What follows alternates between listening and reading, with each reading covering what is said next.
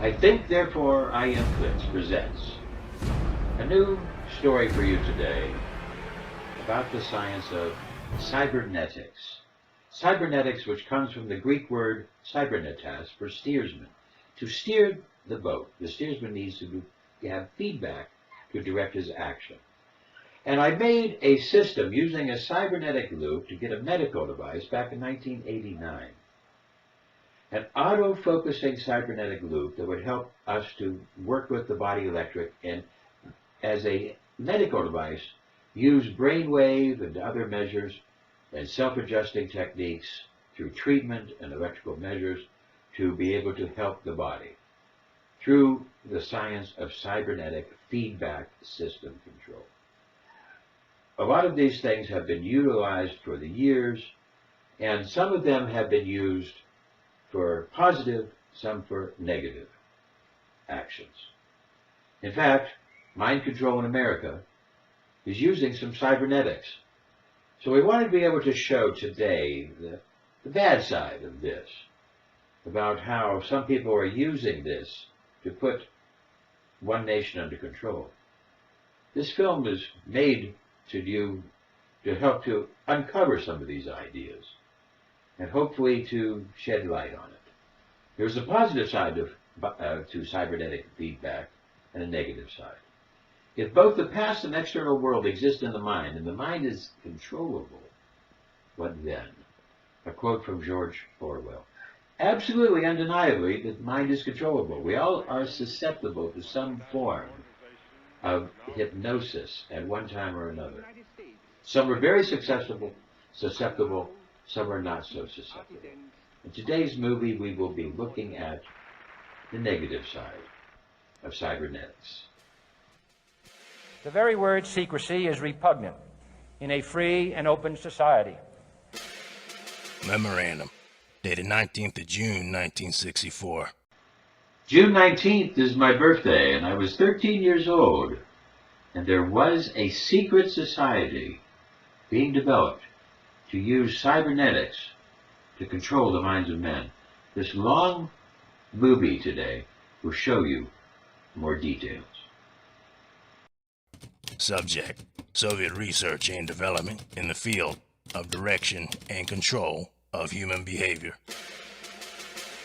Current research indicates that the Soviets are attempting to develop a technology for controlling the development of behavioral patterns among the citizenry of the USSR in accordance with politically determined requirements of the system. And we are, as a people, inherently and historically opposed to secret societies, to secret oaths, and to secret proceedings. Shortly before his assassination, JFK had been warning about a system operating from the shadows. And there is very grave danger that an announced need for increased security will be seized upon by those anxious to expand its meaning to the very limits of official censorship and concealment. That I do not intend to permit to the extent that it's in my control. Repeating, President Kennedy has been shot by a would-be assassin in Dallas, Texas. Stay tuned to CBS News for further details. It takes more than an instant to make a real cup of coffee. Furthermore, the same technology can be applied to more sophisticated approaches to the coding of information for transmittal to the population targets in the battle for the minds of men. We must guard against the military-industrial complex. Now, in this experiment, this is the apparatus we use. Changes in behavior, changes in mental attitude. The transmitter changes the message into the signal.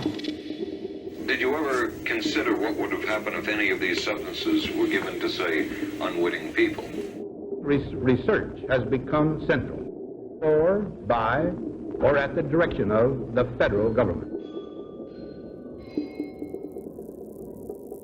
You know, up to now, I kept thinking that everything science did was good. Now I'm not so sure.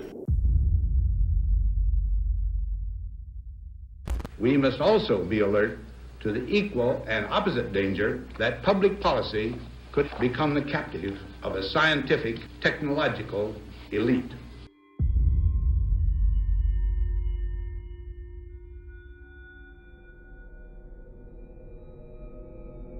On April 13, 1953, newly appointed CIA Director Allen Dulles signed off on MKUltra, the CIA's top-secret mind control project. 3 days before that, he gave a speech on the battle for men's minds to justify it.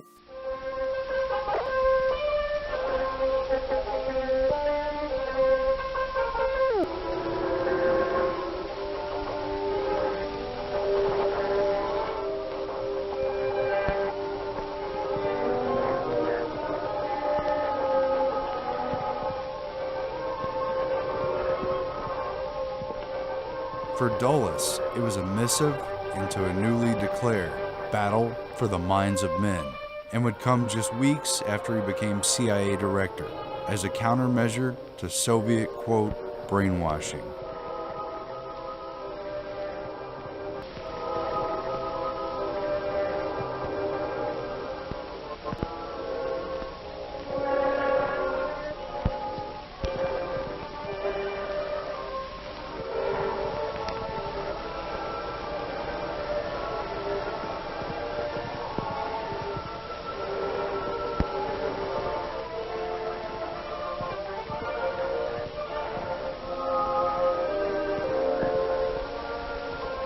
The speech effectively launched MKUltra and gave a plausible reason for the dark and disturbing research.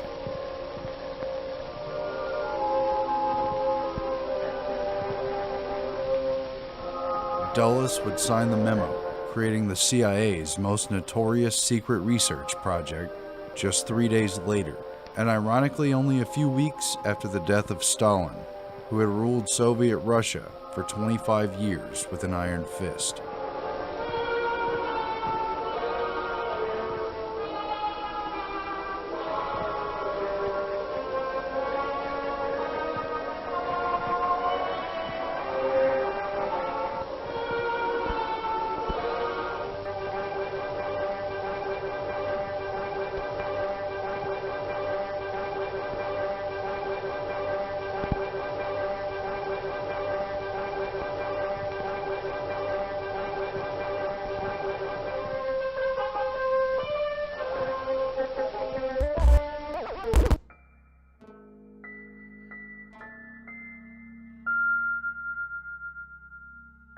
Super secret Project MKUltra, as it was called, was carried out by the CIA from 1953 to 1964, and when it finally came to light during the Church Committee congressional investigations in 1975, it proved to be one of the most bizarre episodes in CIA history. It was often dismissed as a half-cocked effort of a paranoid Cold War spy agency. The public wouldn't even learn about the project's existence until the mid-70s. NBC News has new information on mind experiments done 20 years ago without the patient's knowledge, experiments funded by the CIA. Decision was made at the highest levels of the CIA to do testing on unwitting Americans. I hope I have a reasonable moral standard.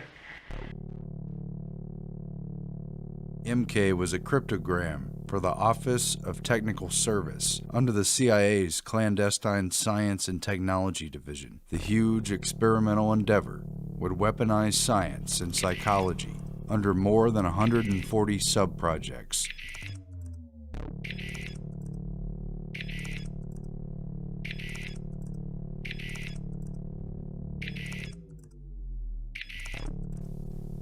But it was really about controlling human beings, both individually and en masse, in every way researchers could dream of. The initiation of MKUltra would weaponize the techniques explored by big science, which for many decades had been funded and promoted by the Rockefeller, Carnegie, and Ford foundations, while the general public remains largely ignorant of the sinister experiments taking place under taxpayer funding and behind closed doors. Soviet research on the pharmacological agents producing behavioral effects has consistently lagged about 5 years behind Western research. They have been interested in such research, however, and are now pursuing research on such chemicals as LSD-25, amphetamines, tranquilizers, hypnotics, and similar materials. Among other things, investigators found the CIA had been testing the drug LSD on unsuspecting humans. One man given the drug committed suicide. The committee was never... MKUltra would mostly be remembered for its drug experiments. I'm going to give you this cup that contains lysergic acid 100 microgram. Will you drink it? That's acid.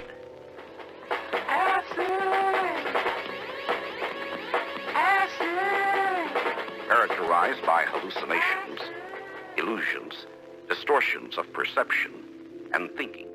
John Gittinger, recently retired chief psychologist for the CIA. We could disable a whole city by putting a very small amount in a water supply. Everything from prostitution studies to poisons to top secret weapons like the heart attack gun grabbed headlines with sensational accounts of the CIA's sketchy techniques. Have you brought with you some of those devices which would have enabled the CIA to use this poison for, we have indeed, for killing people? Good evening. The White House disclosed today that the CIA's drug testing program on unsuspecting Americans had been more extensive than the agency had admitted. CIA secretly funneled money through scores of research foundations, colleges, hospitals, and clinics, including a $375,000 grant through the Geschichter Research Fund here in Washington. The complex and compartmentalized management of such a large project, through front groups and with the participation of countless agencies and institutions to carry out secret research, should be a testament to just how sophisticated and shadowy government science had become. Their names of doctors, their names of officials, their names of former and present CIA officials who were involved, names of hospitals, and depending on how you treat it, it could be sensational. Dr. Sidney Gottlieb, the man in the center, was the CIA's chief chemist and in charge of Project MKUltra. Gottlieb, chief of the Technical Services Staff Chemical Division who signed off on each MKUltra subproject, was given complete immunity in exchange for his testimony before Congress. In a recent deposition, Gottlieb conceded the CIA was interested in retrograde amnesia, or blanking out a period of time in a person's memory. Ultra involved hundreds of different drugs and substances, hypnosis, narco-hypnosis, sleep and sensory deprivation, and other behavior modification therapies. This information indicates the CIA was interested in learning how to erase memory. They are former patients, part of a CIA-funded experiment, MKUltra. I've heard that it was the most brutal program under MKUltra. Like they had complete control over me. Tens of thousands of people across North America and the world were involved in these experiments. Drug testing on American citizens was more widespread than previously believed. They included experiments secretly involving hospitals testing drugs on terminal cancer patients and enlisting prisons to experiment on criminal sexual psychopaths. Military soldiers, civilians, inmates, hospital patients, and even children, without regard to consent. It is doubtful that any meaningful form of consent is involved in this case.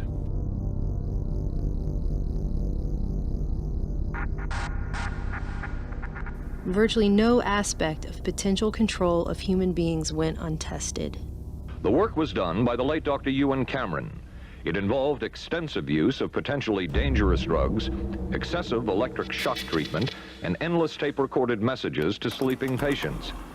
Dr. Cameron wanted to erase, rewrite, and program the mind and the person with all new thoughts and behaviors.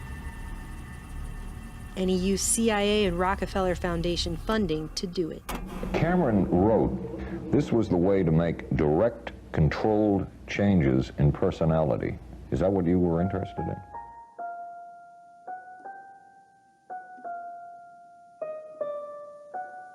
it would say over and over again the actual words that the individual had said. And Dr. Cameron's idea, apparently, was that if somebody listened to this long enough, that it would represent some kind of a breakdown, and a breakdown in a psychotherapeutic sense. Some heard the same message 250,000 times. MKUltra itself had 149 sub-projects, at least that we know about. You see, in 1972, after President Nixon fired CIA Director Richard Helms, he ordered the destruction of all MKUltra documents. The committee was never able to determine the full scope of the program, since one-time CIA Director Richard Helms acknowledged that the program's records were destroyed in 1973 to avoid embarrassment.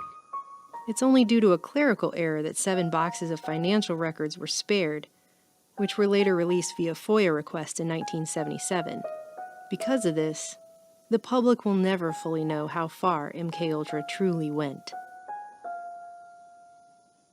As this 1952 CIA memo says, the aim is controlling an individual to the point where he will do our bidding against his will, and even against such fundamental laws of nature as self-preservation. The CIA files that were made public were referred to in testimony by participants in the project, such as Dr. Charles Geschichter and Dr. Robert Lashbrook, as, quote, boilerplates.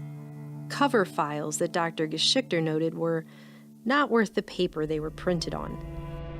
So while we'll never truly know the particulars of the MKUltra sub-projects, what we can gather from these so-called boilerplate cover files is bad enough. The CIA did have a great interest in amnesia. Subproject 23 tested the effects of certain drugs on the central nervous systems of terminally ill cancer patients. Subproject 87 talked about purification of extremely high-potency allergens with, quote, greater potentiality. Subproject 115 studied the mentally disturbed in their environment to gain further insight into influencing human behavior. Subproject 40 investigated the feasibility of aerosols to deliver various psychochemicals of interest to the CIA on non-psychotic humans. Subproject 128 tested a method of rapid hypnotic induction, while Subproject 138 involved body antennas, personal tagging, radiant energy measurement, and remote polygraphs. But the most promising means of mind control would be largely downplayed, both in the hearings and the media. Dr. McNulty says he finds it despicable for a democracy not to ask an institution if they want to be involved in such an activity. Perhaps, he added, the plus of a democracy is eventually we learn about everything. Not everything. At no time has the CIA engaged in any political activity or any intelligence activity that was not approved at the highest level.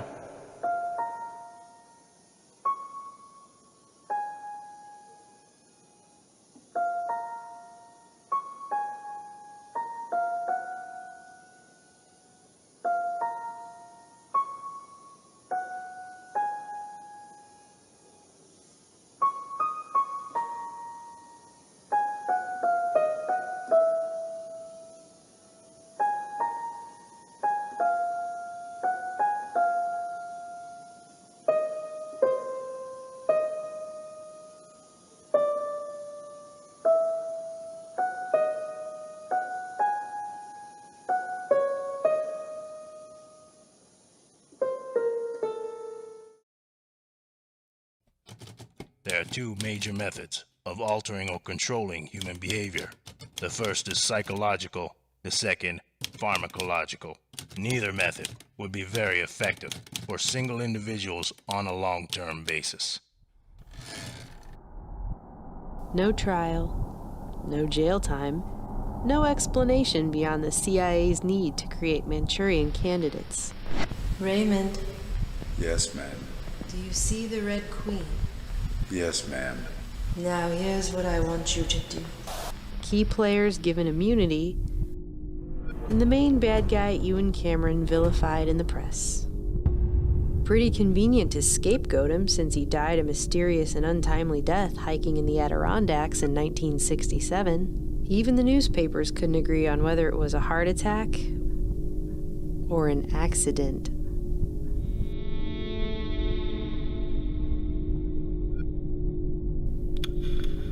No one knew that some of the men directly involved were the most well-respected and celebrated names published in leading scientific journals and defining the fields of psychology, psychiatry, and neurology. Men who simply went on treating patients as if nothing ever happened.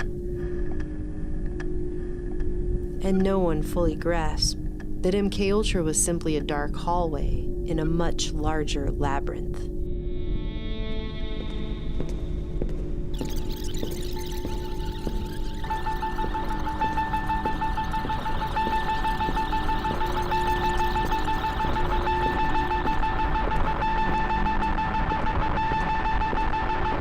Ewan Cameron didn't work in a vacuum.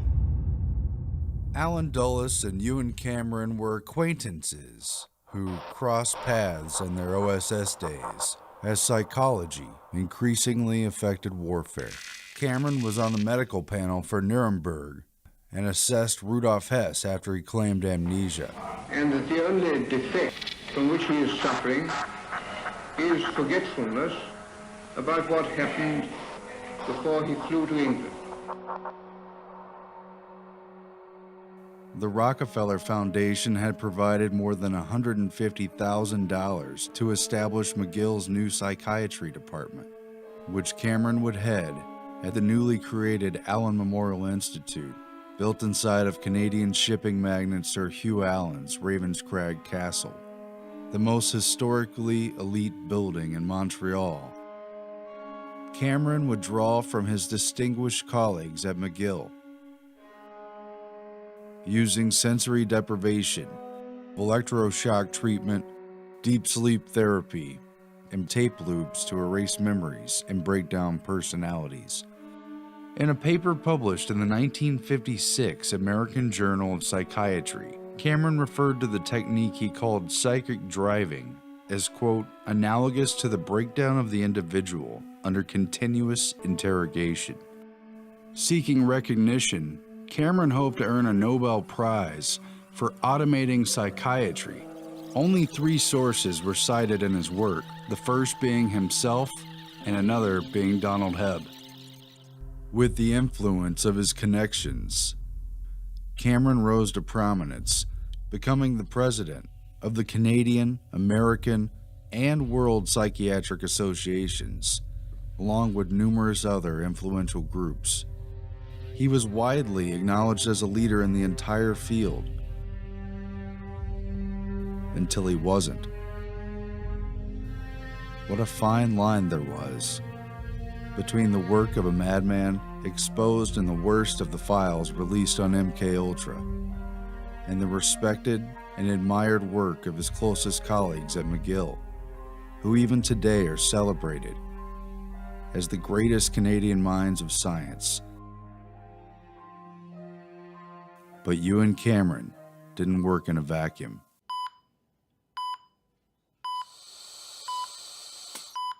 Stimulation at point 2, sensation in thumb and index finger, quivering, tingling.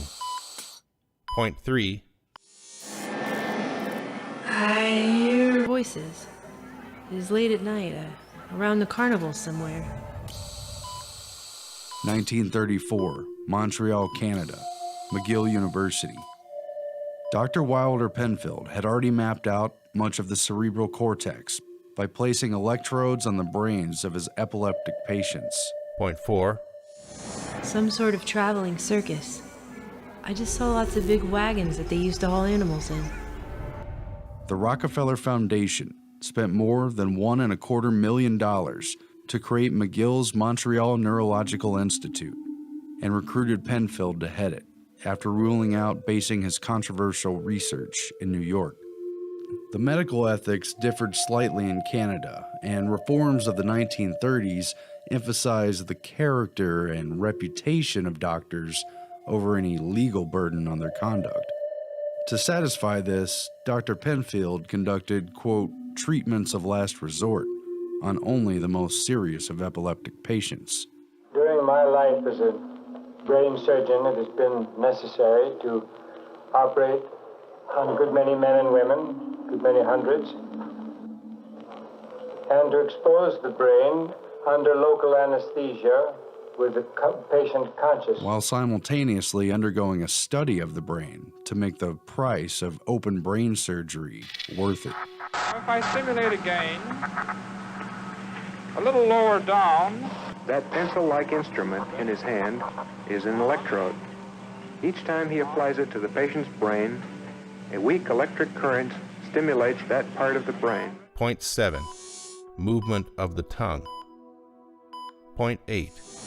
Yes, I heard voices down along the river somewhere.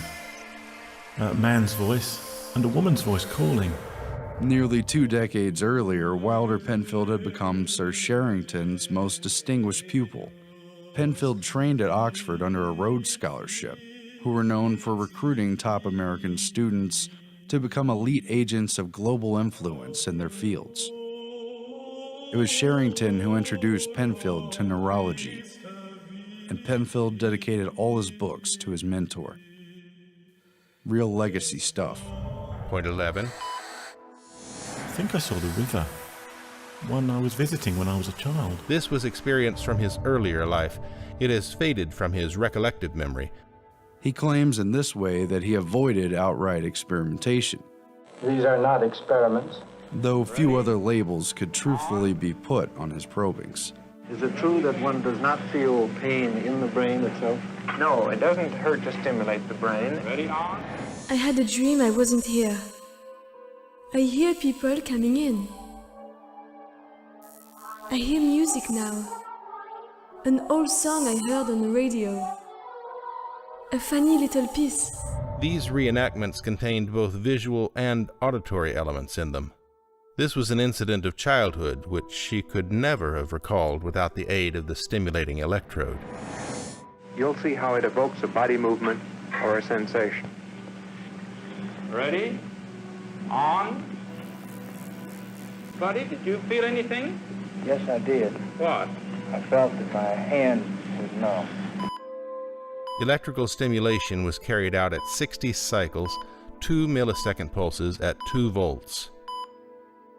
Point 27. It is winter, and the wind is blowing outside, and I'm waiting for a train. Now, if I stimulate again, further forward. Ready? On. Neil. Left hand is shaking. Left wrist is twitching.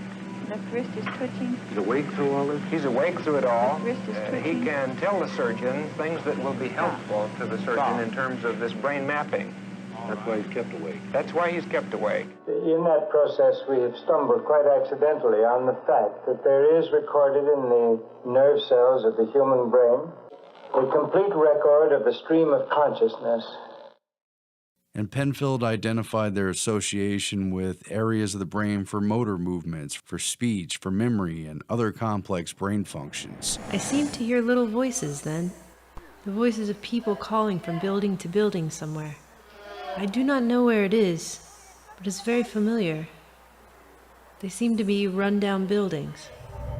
He even found parts of the brain that stimulated auditory and visual hallucinations, and where dreams were stored, or at least stirred from. Dream is starting. There are a lot of people in the living room. One of them is my mother. It is a useful, practical procedure to stimulate the cortex electrically. The electrode recalled the smell of burnt toast in the woman's mind, which had seared into her memory during a key seizure. Dr. Penfield, I smell burnt toast. For this moment, Penfield was later dubbed the greatest living Canadian, even though he was American by birth and he only later took citizenship. The Canadian government even made a commercial about this scene to celebrate his life. We just called him the greatest Canadian alive. Penfield destroyed the associated part of the brain and she was, quote, cured. But not all patients were so lucky. A patient referred to as DT became speechless during the removal of a large portion of the dominant side of his brain and died of pneumonia a week later, withdrawn and unable to speak. Despite the deliberate destruction of the man's brain, Penfield somberly noted that the autopsy showed no obvious cause of the speechlessness or of his death. For Penfield, these risky experimental surgeries were worth it. He was creating what was known as the homunculus, a veritable map for the outer cortex, and a code towards understanding the inner workings of the brain. Under Penfield, McGill became a gravity, a central focal point for future research to orbit around. Not so much for the cure of brain diseases like epilepsy, though that too would move forward, but in the quiet conspiracy of brain doctors and their patrons who would become determined to identify the buttons of the brain and push them for shadowy agencies of the government. In the trenches of neurophysiological control was Donald Olding Hebb, a Canadian who started at McGill in education, left finding influence in experimental psychologist behaviorist Carl Lashley. Hebb returned to McGill in 1937 under a Rockefeller Fellowship to work with Dr. Penfield. Penfield's homunculus provided Hebb with a map to behavior inside the functions of the brain. By the time he published his seminal 1949 work, The Organization of Behavior, he'd spent more than a decade and a half studying learning. Learning in the neurological sense of actions in the brain, and learning in the sense of conditioned behavior. The brain, a pulpy mass of cells and fibers. Bonding, imprinting, and early experiences had a huge influence in the development of personality and could be used to predict future behavior as well. We have to learn through our own past behavior the significance of the impressions our sense organs bring to us. And if it were true in primates and other higher animals, it may also be true in humans. Donald Hebb was placed at the head of McGill's psychology department. The work at McGill provided a new blueprint for conquerors of the mind to follow, and the military and national security agencies wasted no time in seizing upon its dark potential. In June 1951, a clandestine meeting on MKUltra precursor projects Bluebird and Artichoke was convened at the Ritz-Carlton Hotel in Montreal to coordinate what else? Mind control research. Professor Donald Hebb, who had been secretly placed at the head of behavioral research for Canada's Defense Research Board, was a key participant, along with two Americans identified in meeting notes simply as CIA. Dr. Hebb provided an approach to the military application of confessions, interrogations, and the use of psychological coercion to change one's beliefs and values that was based around sensory deprivation, the simplest path to intervention in an individual mind. Hebb proposed that, quote, cutting off all sensory stimulation, the individual could be led into a situation whereby ideas, etc. might be implanted, that a mind plucked from reality through shutting off the senses could be easily softened, remolded, or even shattered. The psychological aspects of behavior control would include not only conditioning by repetition and training, but such things as hypnosis, deprivation, isolation, manipulation of guilt feelings, subtle or overt threats, social pressure, and so on. Tests are being conducted in Canada. He quickly received ample funding from the Canadian government, a CIA front group, and foundations like the Rockefeller and Ford Foundations to test out his sensory deprivation theories on graduate student volunteers at McGill. Looks to me like he's been in an accident. No, this is an experiment that took place at McGill University. Students volunteered to participate in this study of human behavior under extreme and prolonged monotony. They were isolated and immobilized in a small lit cubicle, their arms placed in large cardboard tubes up to the fingertips, with light diffusing goggles placed over their eyes. The little rooms were soundproof except for constant white noise generated by a small air conditioner. These conditions continued 24 hours a day, even at mealtimes. It didn't take long for the subjects in Hebb's black box to break down. With Hebb writing of one man, the subject's very identity had begun to disintegrate. The extreme sensory deprivation of Hebb's experiment proved blatantly devastating. Few of the volunteers could take it for more than 2 or 3 days. It was impossible for most of these students to take it for more than 24 or 48 hours. At least 4 participants in Hebb's experiment openly referred to it as torture. The monotony from a lack of sensory stimulation amounted to much more than mere boredom. It unveiled a mind that lost complete touch with reality when it fell out of contact with it.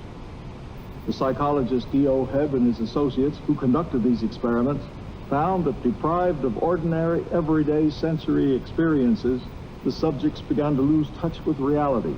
Dr. Hebb discovered a clear threshold at which a man's mind, any mind, would break down within a matter of days. Many participants hallucinated within just 48 hours. Those who stuck it out began to see things, hear things. Some felt their heads had become disconnected from their body. Others felt they had 2 bodies. One claimed he saw purposeful squirrels marching with sacks over their shoulders, while another claimed he'd been attacked by pellets fired from a miniature rocket ship. Hebb and his researchers concluded a changing sensory environment seems essential for human beings, noting that without it, a major breakdown in thought processes akin to a psychotic break could be quickly achieved in just a few simple, inexpensive steps. They had also discovered that a total lack of sensory stimuli made a person highly suggestible, with long-lasting effects. Not only were Hebb and his team able to make their subjects believe in ghosts, poltergeists, and outlandish stories after spending time in sensory deprivation isolation, but even weeks later, many of them retained their fear of the paranormal, often in spite of their previous beliefs. The implications for brainwashing, indoctrination, and re-education were staggering. Although the Canadian government and intelligence agencies had classified Hebb's work, it leaked out through stories from the volunteers, raising questions in Congress in the mid-50s. National Institutes of Health Director Robert Felix testified at a hearing that if you deprive someone of their senses for long enough, they will become totally disoriented in time and space and in their entire thought process. Without external stimuli, one is left in a closed circuit. Thoughts will go round and round and round in an endless loop. When the information is fed back in, and it's the only information available, what else could be the result? But that even nonsense would be a logical conclusion. When isolation is used as a weapon, Dr. Felix made clear,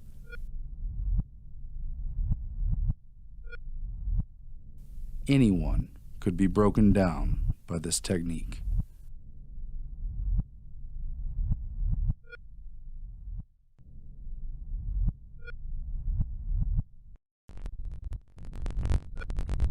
In the coming years, Hebb and Penfield were surrounded by MKUltra research at the epicenter of McGill neuroscience. The two trained numerous acolytes who would spread their influence in the field across the globe.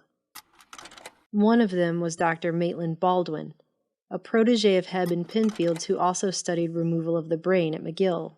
Baldwin was known for his bizarre monkey experimentation, which involved giving LSD to monkeys after surgically removing portions of their brains. He also transplanted the head of one monkey onto the body of another, that kind of stuff. He not only continued Hebb's sensory deprivation experiments, but pushed them much, much farther, although he admitted that anything beyond 2 days would likely cause irreparable psychological damage, something Baldwin discovered while at the National Institute of Mental Health, when he placed an Army volunteer in a specially designed box and witnessed the man break down into heart-rending sobs before kicking his way out after just 40 hours. Baldwin felt certain that the cruel yet simple technique of sensory deprivation could break anybody. Regardless, authors Alfred McCoy, John Marks, and others have reported that Baldwin was quite willing to do terminal-type experiments in this area if the CIA would provide him with expendable subjects. History claims it was actually the CIA who declared Baldwin's proposal as immoral and inhumane. I hope I have a reasonable moral standard. Stopping it before he could begin, so he went ahead with monkeys instead.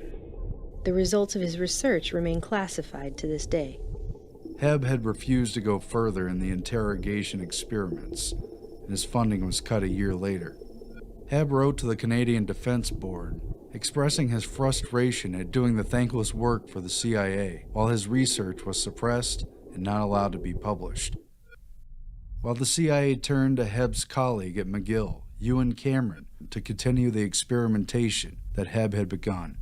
Author Alfred McCoy claims that a lawsuit forced the Canadian government to admit Hebb's close ties with the CIA, including a 1963 briefing that coincided with the release of the agency's Kubark Manual, the counterintelligence interrogation and psychological torture manual based largely on Hebb's findings, in addition to granting Hebb a special CIA security clearance in 1964.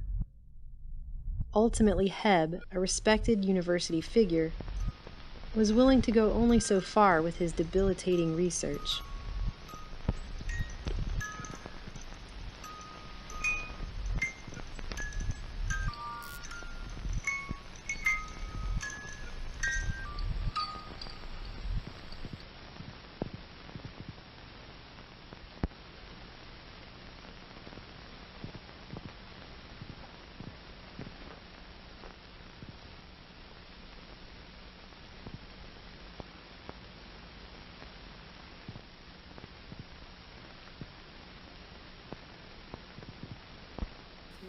If the CIA was serious about pursuing behavior modification and mind control, then it would need a team of serious investigators to carry out scientific experiments regarding the very mechanisms underlying behavior itself, and thus the mind.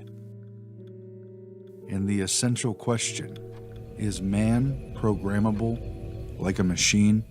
Like a machine? Like a machine? In watching an electronic data processing system in operation, you are struck by how few people are involved. This impression is misleading.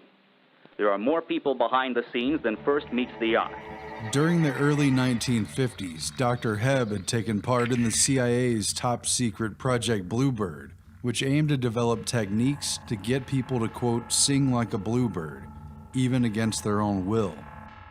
As experimentation continued, Bluebird quickly evolved into Project Artichoke, which in turn evolved into what would become MK Ultra, and subsequent covert projects thereafter. But covert, organized scientific research had already begun years earlier, under the auspices of government committees and private foundations leading up to World War II.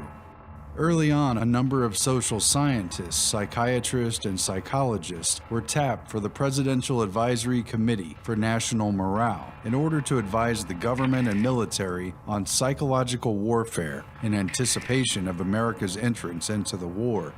The Morale Committee conducted in-depth research, much of it classified, into psychological operations and countering enemy propaganda, while ensuring the American public's support for the war through domestic propaganda. The committee also proposed secret research into methods of enhanced interrogation that could be used to make people talk against their will. Channeled through the Office of the Coordinator of Information is what came to be known as the TD, or Truth Drug Project. The Office of the Coordinator of Information would soon merge into the science-based Office of Strategic Services, or OSS, the clandestine wartime precursor to the CIA.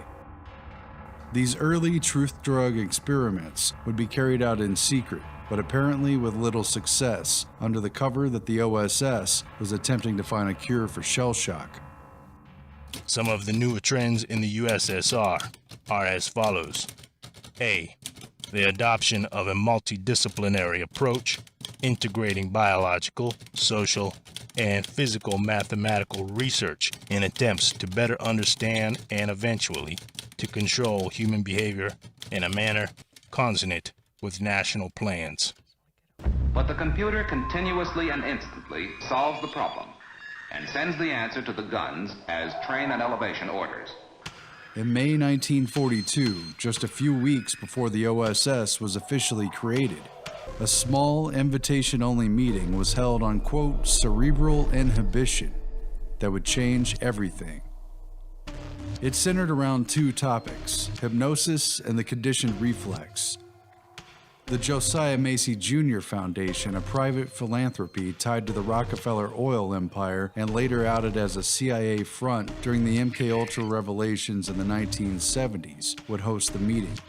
Macy's Foundation president and neurologist Frank Fremont Smith, well connected to an inner core of elite scientific operatives, brought together a cross-disciplinary panel of ranking academics deeply meshed within both the scientific agenda of the major private foundations and the wartime intelligence effort to weaponize science in light of technological advances. Off the record, these people would discuss what could be done about the problem.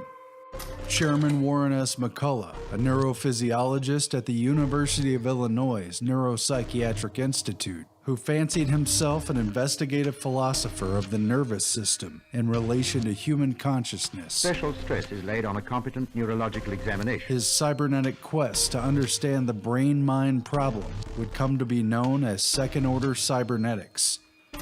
Anthropologist Margaret Mead and her husband, social scientist Gregory Bateson, members of the Morale Committee, who would quickly become OSS agents, using foundation and military grants to study cultures at a distance, break down psychology of groups, and design black propaganda. And their upstairs neighbor, Macy's Vice President Lawrence K. Frank, who directed the Rockefeller Foundation Child Development Program and influenced behaviorist changes in public schools that would lead to the federal Head Start program. Physiologist Arturo Rosenbluth of Mexico City, who studied homeostasis and biological organisms under frequent Macy's Foundation collaborator Walter B. Cannon. Rosenbluth's work with math prodigy Norbert Wiener was now on the verge of a breakthrough that would alter our society forever. And psychoanalyst Lawrence Kuby, another member of the Morale Committee, who would carry out unethical truth drug research for the OSS alongside future MKUltra contractor George Hunter White. This man worked on some of these programs. He would write of his work, "It was fun, fun, fun." Kuby would later reflect on his experiments on prisoners with White, writing, "I look back fondly on those days. What great fun we had." Trained in psychiatry and later as an experimental neuropathologist at the elite Rockefeller Institute for Medical Research, Kuby studied under Penfield's mentor, Sir Sherrington at Oxford, where he developed a significant theory that neuroses escalate due to excitation waves that build up tension by cycling through closed loops in the nervous system. The leading topic at the 1942 Macy's Conference was the covert use of hypnosis, presented by FBI asset Milton H. Erickson, a pioneer of implanted hypnotic suggestion, who would later contract with both the OSS and CIA. I understand you've never been hypnotized. No. Close your eyes. Take a deep breath. Let it seem to you as if many minutes had passed, and you're beginning to learn to go into a trance. That's right. That's right. I want you to go deeper and deeper into the trance. Though there are no published records from this meeting, psychologist Lawrence Kuby, a key member of the Macy's Conference, wrote about their work together in his 1939 paper on experimental neurosis in man, where he explains how Erickson is able to implant false memories and hypnotic commands into subjects who later display the fearful symptoms of neurosis. Kuby describes how, quote, psychotic emotional storms could be triggered on command by hypnotic cues.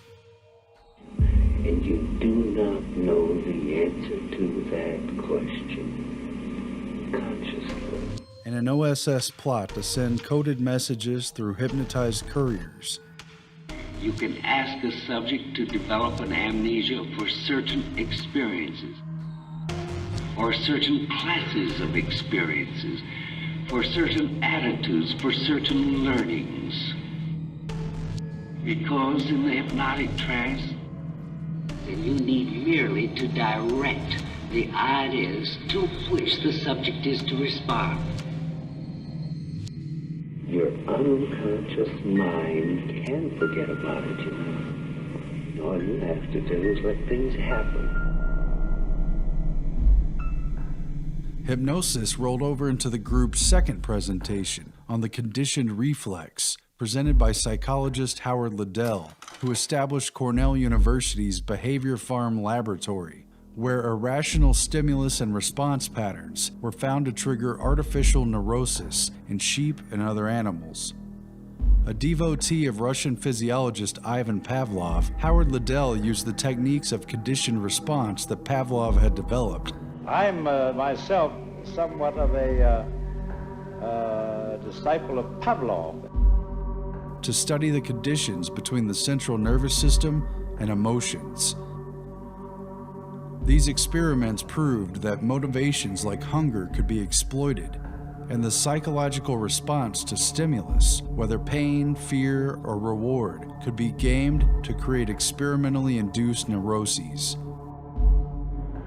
which is little different than torture. Like other Macy's attendees, Liddell had been recruited by the National Research Council, which had, with Macy's Foundation funding, formed a number of emergency committees, including a division of anthropology and psychology. It was in this spirit of marrying science and research to efforts in espionage that the meeting commenced, entangled in the secrecy and urgency of the war. If you are working in a defense-related area, your plant must be a strong island of vigilance amid the potential security threats on every spot in our nation's defense against the spy. But the most important conversation happened in the lunchroom when Arturo Rosenbluth told the other attendees about his work with math genius Norbert Wiener on so-called teleology and goal-seeking devices. As it turned out, the behavior of organisms and machines could be neatly and simply modeled around the feedback loop. Margaret Mead was so riveted that she chipped a tooth, though she didn't realize it until later. She said, recalling the meeting, it was 1942. When you really had the design of what needed to be done. Its members dispersed to tend to their roles of wartime scientific research, but the Macy's group would not end there. 10 more Macy's conferences were planned on what the group informally called the Man-Machine Project, a new science of control based largely on Norbert Wiener's work. During the First World War, Norbert Wiener studied artillery fire as a soldier and math expert with what was then primitive equipment. 1 to 4 bursts. Move along the course of your plane, keeping pace with you as the fire control instruments supply predicted firing data constantly. The target sighted, direction, angular height, and altitude readings are taken at several points along its course. By World War II, Norbert Wiener had automated anti-aircraft artillery fire, along with his partner, electrical engineer Julian Bigelow. The anti-aircraft gunner cannot rely on dead reckoning. His leading must be a careful mathematical calculation. It was one of the outstanding achievements of the war, improving accuracy to a science. Whether tracked by optical sight or by radar, the information is fed by electric cable to a director. And we now have the basic elements of a differential. This mechanical quiz kit digests the data and automatically computes the right lead. The other 2 parts then are inputs. The sum is 6 inches. It used automatic tracking systems that would make decisions or adjustments based on the feedback of changes in course, speed, or wind. So they will fire not at where the target is now, but at where it will be. It was all negative feedback, really. the calculus of the space of what hadn't quite happened yet, like a duck hunter. Wiener's goal-seeking machines would lead the target and time the intersection of the bird and the shot.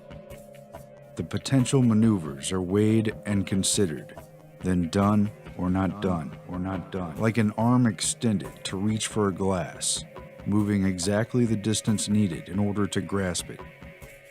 Intricate activity in the nervous system carries out muscle contractions or muscle inhibitions countless times over, keeping the body on track to grab the water that the mind wants to drink. What if the brain worked like a computer? If so, could it be decoded and reprogrammed? You could see from this that if you knew when to make changes and what changes to make, you could continuously defeat the predictions.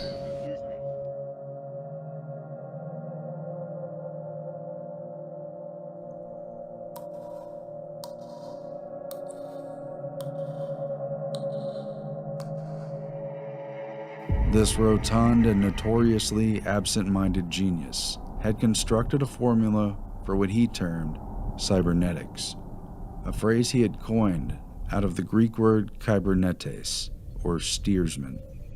His 1948 book, underwritten by the Rockefeller Foundation and written primarily for trained scientists, summed up cybernetics as control and communication in the animal and the machine. Its popularity triggered the 1950 follow-up, The Human Use of Human Beings, Cybernetics and Society, dropping the heavy math that outlined a whole new era. Our first assignment was communication, maintaining the nerve system of the arsenal of democracy. Communication. It was during these interwar years and at a confidential meeting at Princeton that Warren McCullough, in his words, began conspiring with Rosenbluth and Fremont Smith on the interdisciplinary meetings to follow. By the time the Macy's Conference reformed in March of 1946, they knew, in principle at least, that the brain and the computer had a common link in their operating systems. Both work through inputs and outputs, so interface should theoretically be possible. Now, technology from the war had provided a unique opportunity for researching these questions in practical terms. The outstanding feature, in addition to the interdisciplinary approach, is a new concern for mathematical approaches to an understanding of behavior. Particularly notable are attempts to use modern information theory, automata theory, and feedback concepts in interpreting the mechanisms by which the second signal system, i.e. speech and associated phenomena, affect human behavior.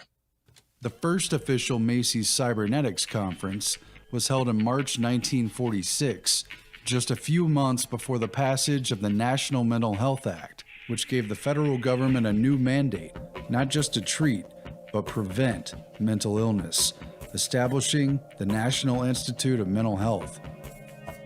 Known during the first 6 meetings by the longer title, Circular Causal and Feedback Mechanisms in Biological and Social Systems, these cybernetic conferences combine the innovators of the physical and biological sciences with those of the psychological and social sciences to tackle the, quote, comprehensive study of man.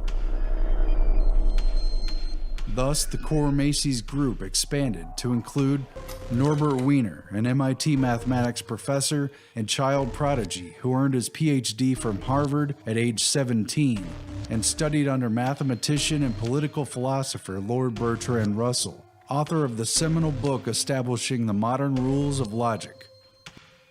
John von Neumann, the Hungarian émigré and member of the Manhattan Project, who had become a pioneer of the digital computer, The electronic computer. and who used game theory to analyze Cold War strategic thinking. MIT mathematician Walter Pitts, Mathematics has been called the one universal language of mankind. who was self-taught in logic and co-authored several key papers on brain modeling with Warren McCullough. Raphael Lorente Desnots of the Rockefeller Institute of Medical Research, who had obsessively chronicled the action potentials of neurons and noted their compatibility with electronic and digital systems.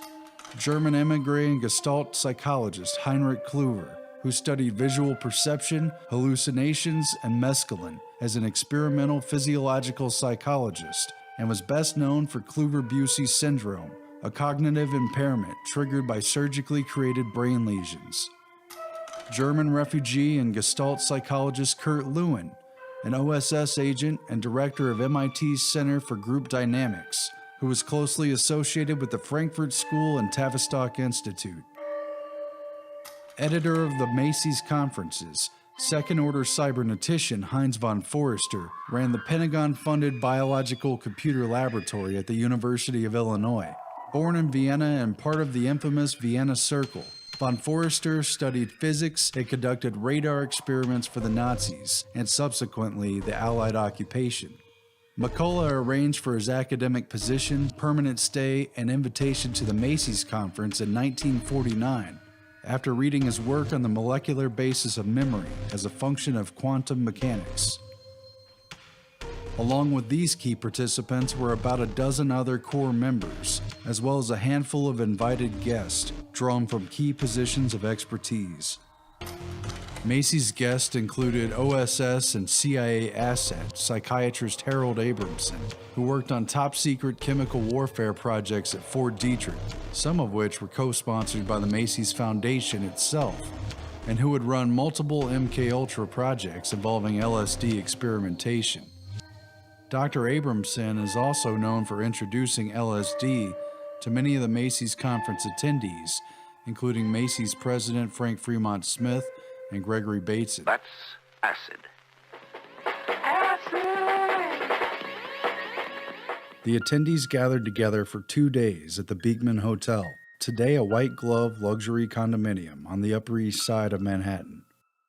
The posh neighborhood may have seemed like an unlikely location, but not only was it next door to the Macy's Foundation, it was also just a few blocks away from the Council on Foreign Relations, which Allen Dulles had led for decades, and from the Rockefeller Institute for Medical Research and Cornell Medical College, where Project MKUltra research funds were channeled into the Human Ecology Fund. Rather than be based out of Washington, D.C., the wartime OSS operated out of its headquarters in room 3603 of Rockefeller Center, working side by side with Britain's MI6 and in the same building as the Rockefeller Foundation. This machine has stored program, and that is the thing which makes the computer revolution possible. John von Neumann took the stage to update everyone on the progress of the digital computer during the war. The immense strides in computer technology that were spurred by von Neumann's work. It was now ready for the next stage of exploitation. The system calls for the key to be either up or down. The code calls for a dot or a dash. Norbert Wiener's cybernetic concept held the key as to what they should do with the digital computers they had developed. The method and the signal are such that they must be fed to the transmitter in a series of positive decisions. It fused together the working principles of the biological organism, looping systems that maintained equilibrium. Its maintenance is automatic and seeks to balance any disturbances. Wiener, Rosenbluth, and Bigelow presented the ideas of their paper, Behavior, Teleology, and Purpose. It was written in '43, but couldn't be published until 1947 due to secrecy. They had a universal mechanism to create goal-seeking behavior that made machines and even people basically programmable. On the influence of a feedback system, Wiener stated, "The existing natural reflexes are essentially part of the same mechanism that can inform all purposeful activity in automata. One need merely supply a circuit with receptors and effectors. Then they become goal-seeking devices." Conference Chairman Warren McCullough had taken things a step further, showing how the operation of the human brain can be represented by on and off electric switching devices. It is stop or go, on or off, one or none. His 1943 paper with Walter Pitts on the logical calculus of neuronal activity introduced the concept of the neural net and showed how the communication of neurons could be modeled by a digital computer. The mind, in contradistinction to brain and behavior, emerged in the 1950s as a legitimate object of experimental research. The Neural Nets project of McCullough and Pitts spearheaded this cognitivist turn in the 1940s. Science of mind thus became a science of signals based on binary logic. Neural nets bridge the gulf between body and mind, matter and form. The comparisons between the central nervous system as an electronic machine and the digital computer as an artificial brain boiled down to questions of logic, mathematics, and the very nature of reality itself. Very simply, in the first place, I wanted to find out what was going in the brain. For McCullough, it was always an esoteric quest to find the nature of reality in quantifiable and technical terms. Head of the Department of Cybernetics at MIT, psychologist, psychiatrist, neurophysiologist, engineer, mathematician, American, a confirmed eccentric, a genuine Renaissance man. The first answers to his questions came during the tail end of World War I. Yale's wartime ROTC training instructor in chemical warfare was none other than Professor Bertram Borden Boltwood, head of the chemistry department and an expert in chemical warfare. Boltwood, who'd come from a wealthy family of skull and bones initiates, was on the front lines of discovering the inner world of the atom, and the first to discover evidence of radioactive decay of uranium in lead.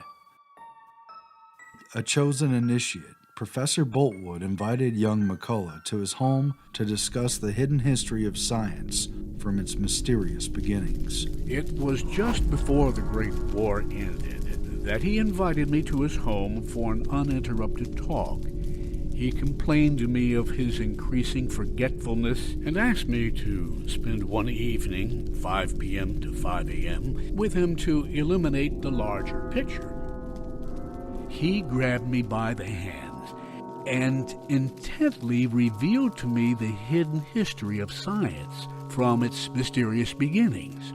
Knowledge was passed down through the centuries and closely guarded by the initiates. Between ancient Egypt, Mesopotamia, the Phoenicians, Babylonia, and beyond. All shared the mysterious keys to governing early civilizations. Cybernetic at heart, these inherited secrets fueled the minds of the ancient philosophers and mathematicians. Thereafter, priest classes, secret societies, and elite organizations of learned men. After summing up this history of scientific progress, he paused. The room went silent. And he said, if you want to get behind the fake explanation of how our world comes to be as it is, then you must find the facts for yourself and accept nothing in addition but logic and mathematics. In an interview years later with counterculture icon Stuart Brand, Margaret Mead and Gregory Bateson admitted that McCullough constructed the meetings around a, quote, grand design, shaping who would speak and in what order over a 5-year period. When Brand asked Bateson what McCullough's grand strategy was, Bateson simply replied, "Who knows?" What was the common code between the communication of the nervous system and the computer's binary processing language? They wanted to show the effect of the physical world on the mind in statistical terms with data. Input, output. Eventually, all the entities will sync to the dominant, whichever is making the most accurate and reliable long-term decisions, whoever is setting the pace and the trends, which could carry out any number of simultaneous calculations and feed back into the mental loop.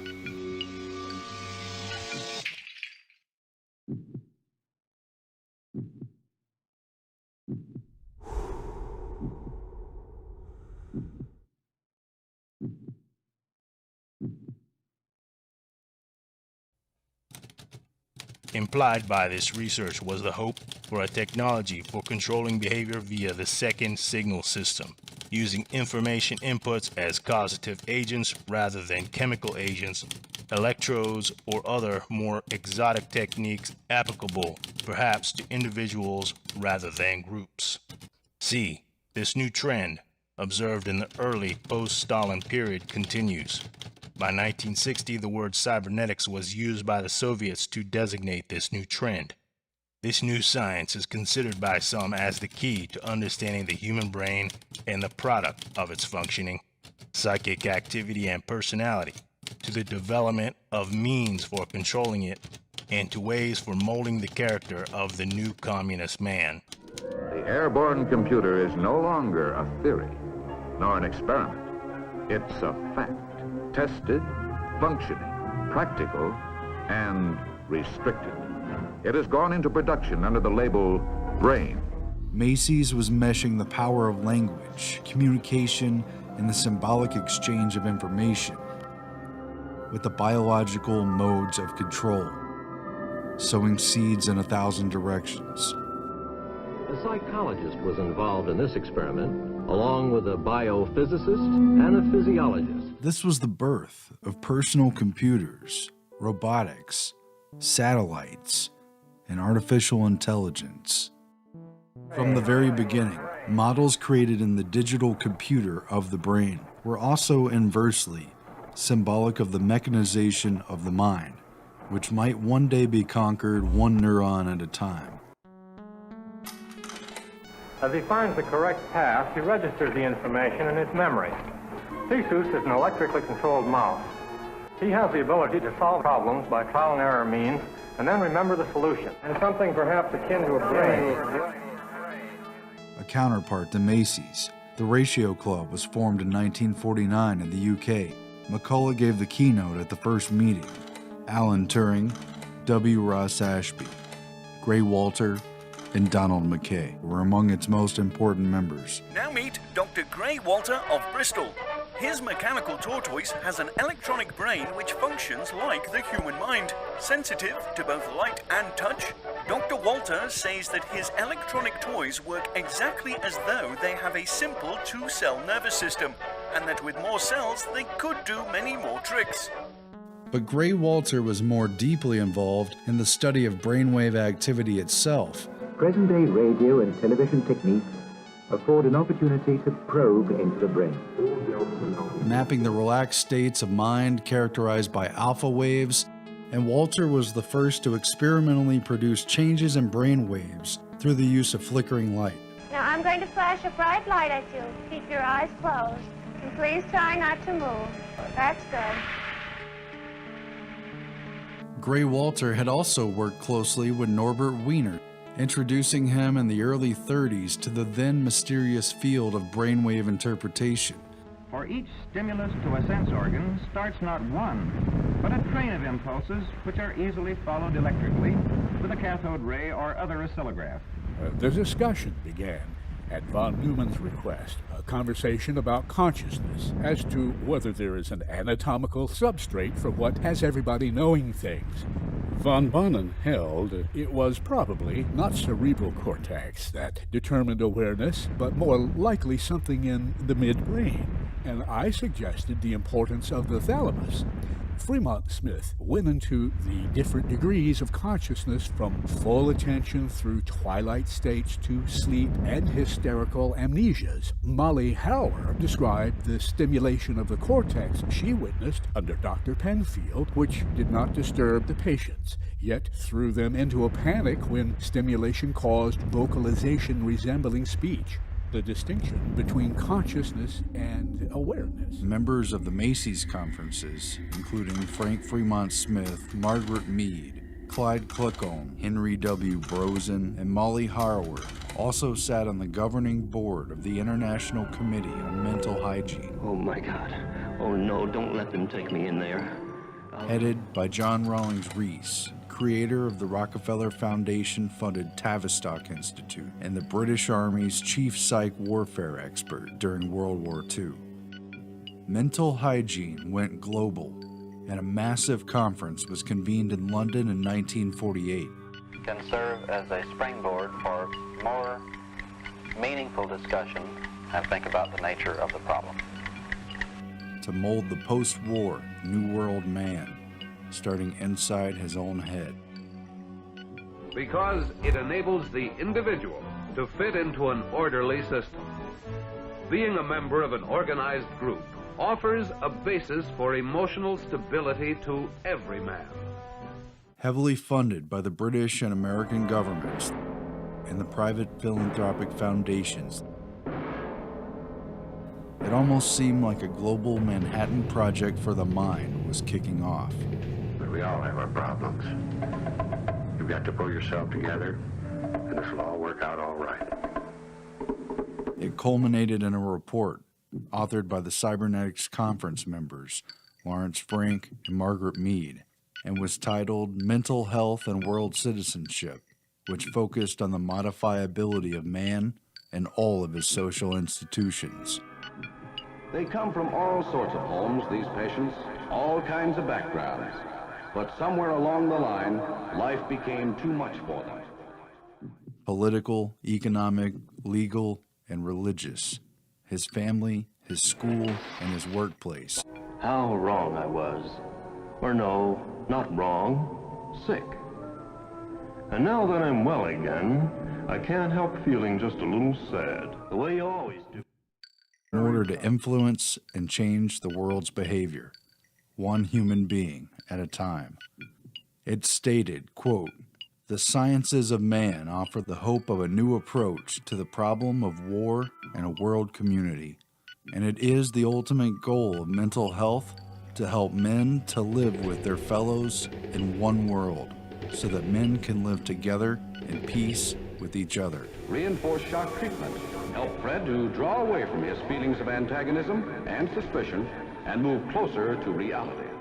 Because of this, they determined, quote, "The goal of mental health has been enlarged from a concern about the development of healthy personalities to the larger task of creating a healthy society." But whatever the mode of treatment, it's essential that it be supplemented by an atmosphere of security and calm. The effective hospital must always serve as a refuge for its patients, a place where they can live quietly during that period of reorientation in which they learn how to achieve a better adjustment to the world outside. Out of the conference, a supposedly scientific World Federation of Mental Health was established. John Rawlings Rees left the Tavistock Institute to become its first president, a seat that both Fremont Smith and Mead would later fill as well. The group's motto, borrowed from the UNESCO Constitution, was, quote, "Since wars begin in the minds of men, it is in the minds of men that the defenses of peace must be constructed." The problem became one of communication between man and machine, between machine and machine, between machine and man. There was a large military presence at the Macy's cybernetic meetings.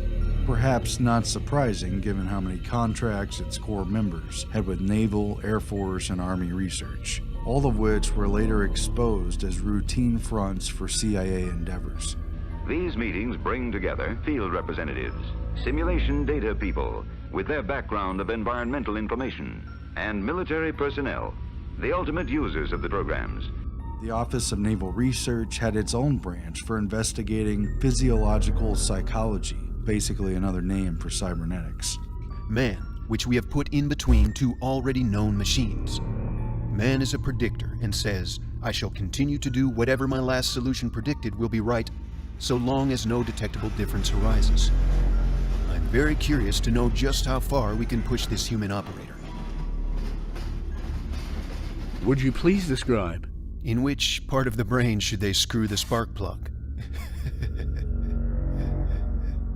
So we have the human operator surrounded on both sides by very precisely known mechanisms, and the question comes up, what kind of a machine have we placed in the middle? What kind of a machine is man? The needs, that power the human machines, that influence human behavior. Let's take a man. Any man. Man, the maker. Tools would give him control over his own world, organization, and extension, using strategy for dominance and survival. You see, in the chain, the end man sends a message and then he has nothing else to do. He merely waits for the answer to come back. Man splits into groups, tribes, cults of information, and behavior propagated through rituals. The number of messages sent, of course, correlates highly with where you are in the group. Clusters of knowledge, careful note of mysteries and breakthroughs, spilling forth in useful language, not open source, but guarded secrets of power. If we play this game on paper, we get almost exactly the operation one gets with an actual group. The modification of the synapse. Neurons that fire together, wire together. Hebb proved that. I would like to follow that remark. When we were talking this morning, von Neumann was saying that the brain could not be an analog calculating machine, but must be a digital one. A machine with an analogic part and a digital part. So the analog part is able to create analogies that mirror observed actions in human beings with whom we communicate. Such a device may also use data from previous experience to predict the future. A tapestry woven from the memories of past sensations. What are you? I can't tell where this is Depends on where you want to. Curiouser and curiouser. What kind of place is this? What I see when I look at you is, in fact, my image of you, or you see your image of me. The how of using our senses is a deeply concealed body of knowledge. Very few people seem to realize the enormous theoretical power of this distinction between what I see and what is actually out there. Most assume that they see what they look at, but the map is not the territory. What gets from the territory to the map, i.e. from the outside world to the brain, is news of difference, motion for instance. If there is no difference in the territory, there's nothing to say on the map. After creating his neural nets model with pits, the McCullough's MIT team would write what the frog's eye tells the brain. Perception. Our brains translated and converted analog symbols embedded in our sense receptors into digital data in our brain. It isn't reality that we see, but rods and cones interpreting the shapes and shadows and colors of the real world. For frogs, it meant an eye trained to see primarily flies and bugs, a worldview that was easily tricked and fooled by forms and puppets and other forgeries. Human senses were tricked by many things in the labs, along with practically every other animal species that had been tested. Why do the two heads seem to change size? Answer, the windows are distorted. Plato's famous allegory of the cave. Reality is nothing more than shadow puppets projected on the cave walls. It goes all the way around. It's an optical illusion. But even though you tell me, my eyes still won't believe it. When you run circles around the military's technologically driven future, the nerves of the Army and Navy and Air Force, the communication networks of signals and intercepts of planes, tanks, boats, missiles, and torpedoes, when you run circles around the whole of human society and its various cycles of influence and modification, and when you run circles around the individual, circles around the problem of the machine and man himself. And once you go around and around the problem of feedback and the cycles of behavior, the responses of Pavlovian conditioning, perception, and reality, in the end, the whole of man can be controlled through his dependence on his environment.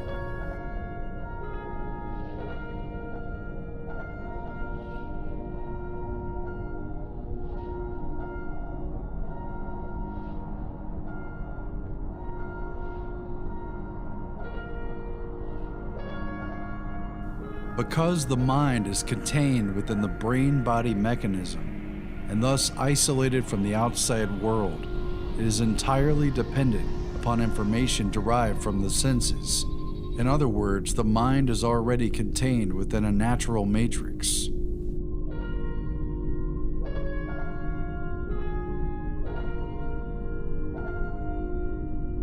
Focused on communication, their main purpose of indicating to what extent science suffers from the babble of its many tongues, and hence how necessary it is for us to learn to speak again to one another.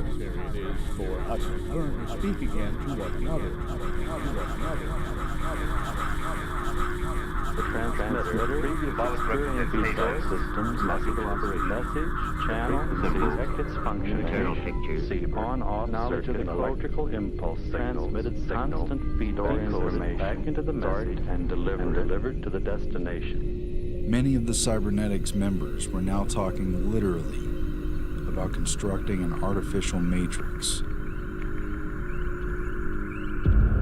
A matrix is supposed to give birth, not receive. And yet what I want to talk about is very definitely the birth of a matrix. The matrix has been a growing thing, getting more and more complex, wider and wider in its scope, and, I believe, more and more fertile as time has gone on. Pattern comes from pater, the father, a stamp. Then the papa is making again and again children of himself. What is a complementary to pattern? It's a matrix. Look at the matrix which embeds. Yes. So everything is sitting in one big thing embedded in a matrix. As Alex Bavelis of MIT noted in his group dynamics studies, we are attempting now to describe the operation of a net in terms of the probability that there will be a message from A to B in a given time period. We plot the net as a matrix. We put ones where there is a link, and zeros where there is no direct link.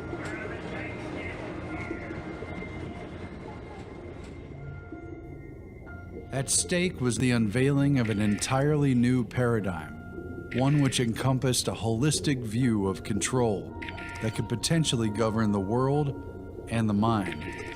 The system they came up with required that individuals and society be placed in a common communications network. The eye of the beholder sees a strange new technology. It all centered around man-computer symbiosis. Things are going to be considerably better for a lot of people when and if we ever get changed over to an essentially electronic base. As this network evolved, the internet developed into an artificial nervous system. Like other Macy's attendees, J.C.R. Licklider had been activated by wartime research. His experiments in modeling the human brain with psychoacoustic factors at Harvard overlapped with secretive contract work that revolved around how the human nervous system reacted to electronic stimuli. Behavior tied to appetite was couched in the same terms as that for self-steering torpedoes and self-training guns. Like so many computers, machines, and other controllable factors, man could be placed in a technical loop and his behavior modified. Yes, I see. Do go on. A psychologist and computer scientist, Licklider embodied the connection between cybernetics and Cold War air defense, which was largely based out of Boston and MIT.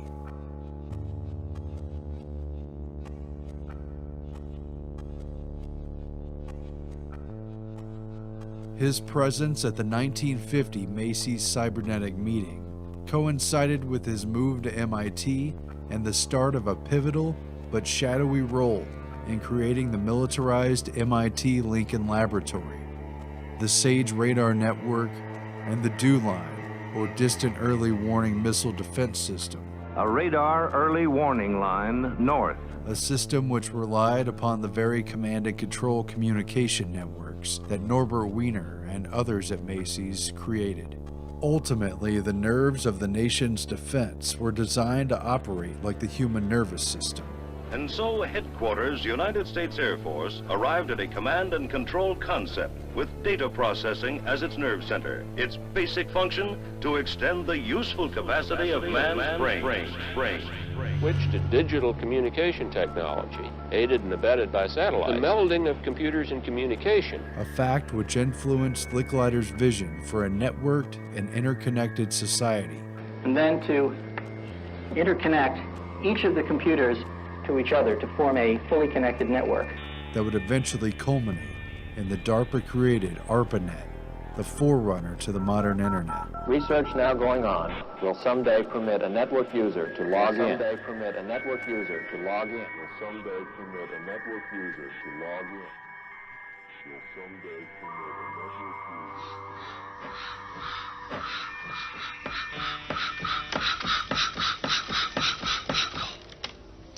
The important thing to realize about systems is how they are controlled.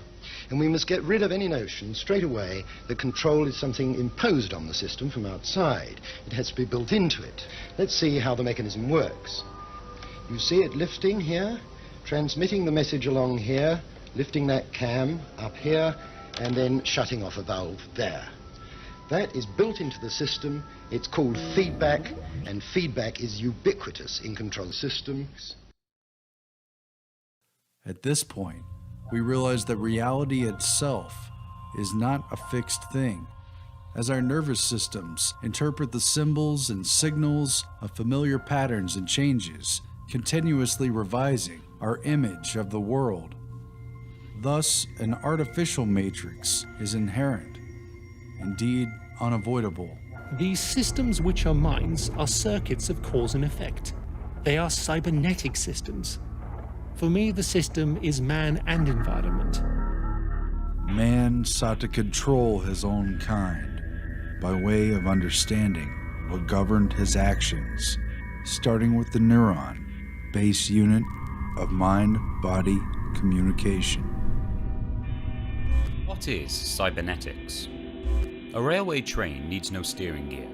The forces required to correct for the buffetings of wind and way are supplied automatically by sideways reaction of the rails against the wheel flanges. A ship, lacking such implicit means of guidance, requires a helm, normally controlled by a helmsman. The Latin for helmsman is jubinator. The Greek, kybernetes. From the first comes our word cybernetics, la cybernetique, to denote the science of government.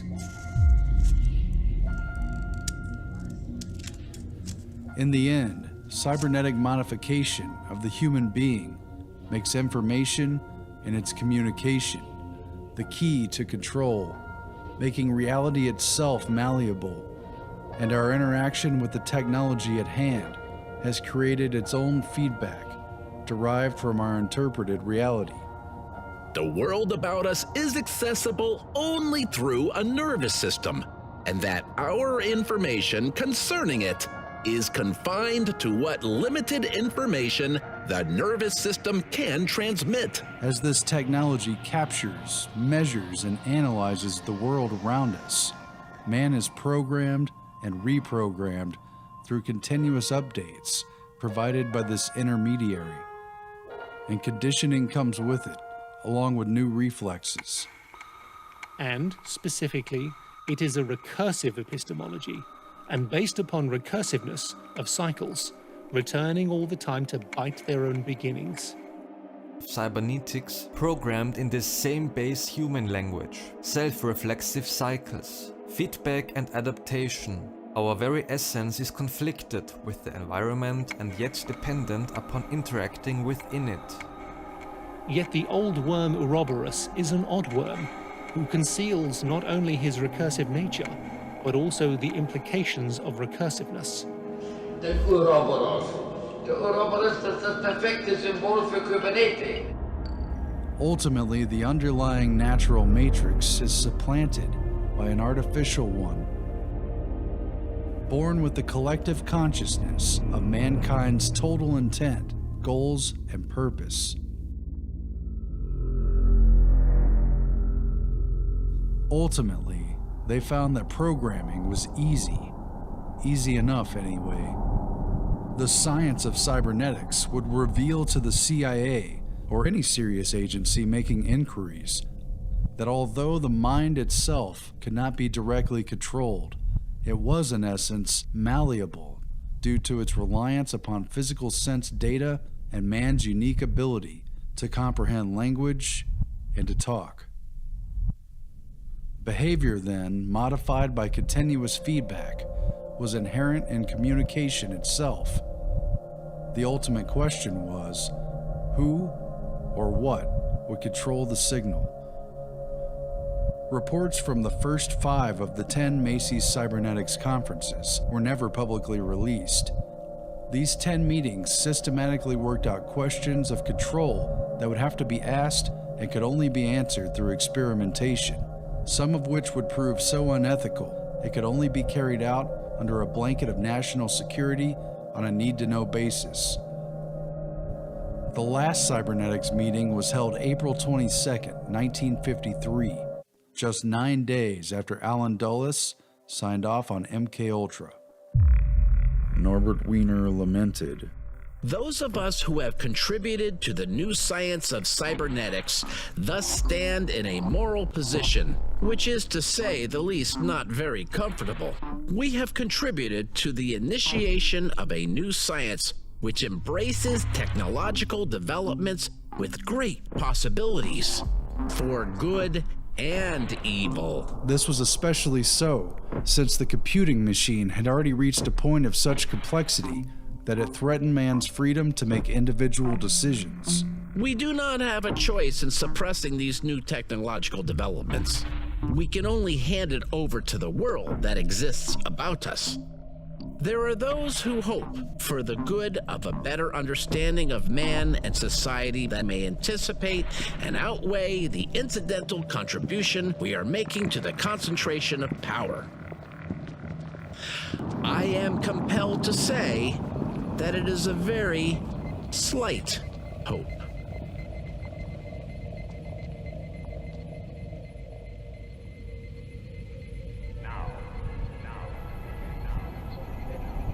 But it had to be done. It had to be done. It had to be done. It had to be now.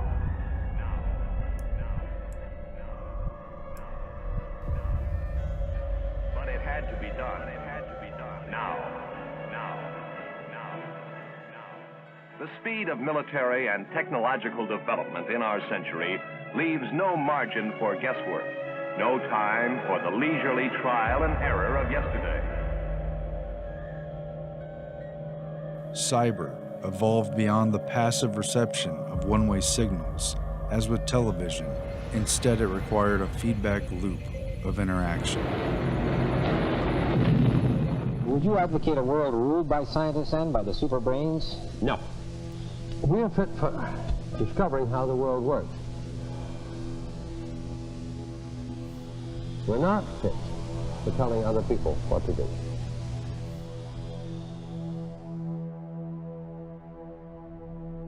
At a conference in 1968, shortly before his death, Warren McCullough remarked, "Man, to my mind, is about the nastiest, most destructive of all the animals. And I don't see any reason, if he can evolve machines that can have more fun than he himself can, why shouldn't they take over, enslave us, quite happily?"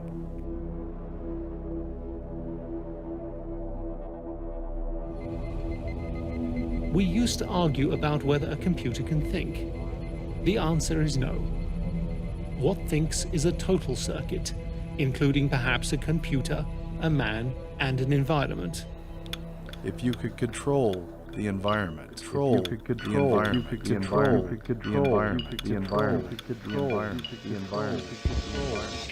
All of the circumstances to which the individual must react to the environment in which he lives. Similarly, we may ask whether a brain can think, and again, the answer is no. He has to work by cycles of operation, very much like an ordinary mechanical computer.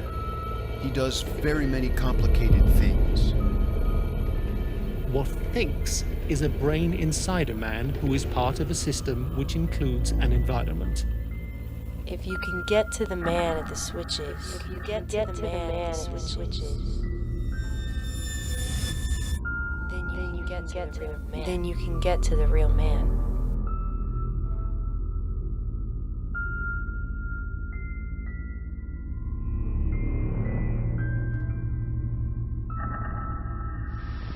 Scientists are not interested in controlling other people. They're interested in finding out how the world really works. Now, look, I'm not even able to run a gang of 20 people, and I've had 50 under me. No. To run the world, no. No scientist is fit for that.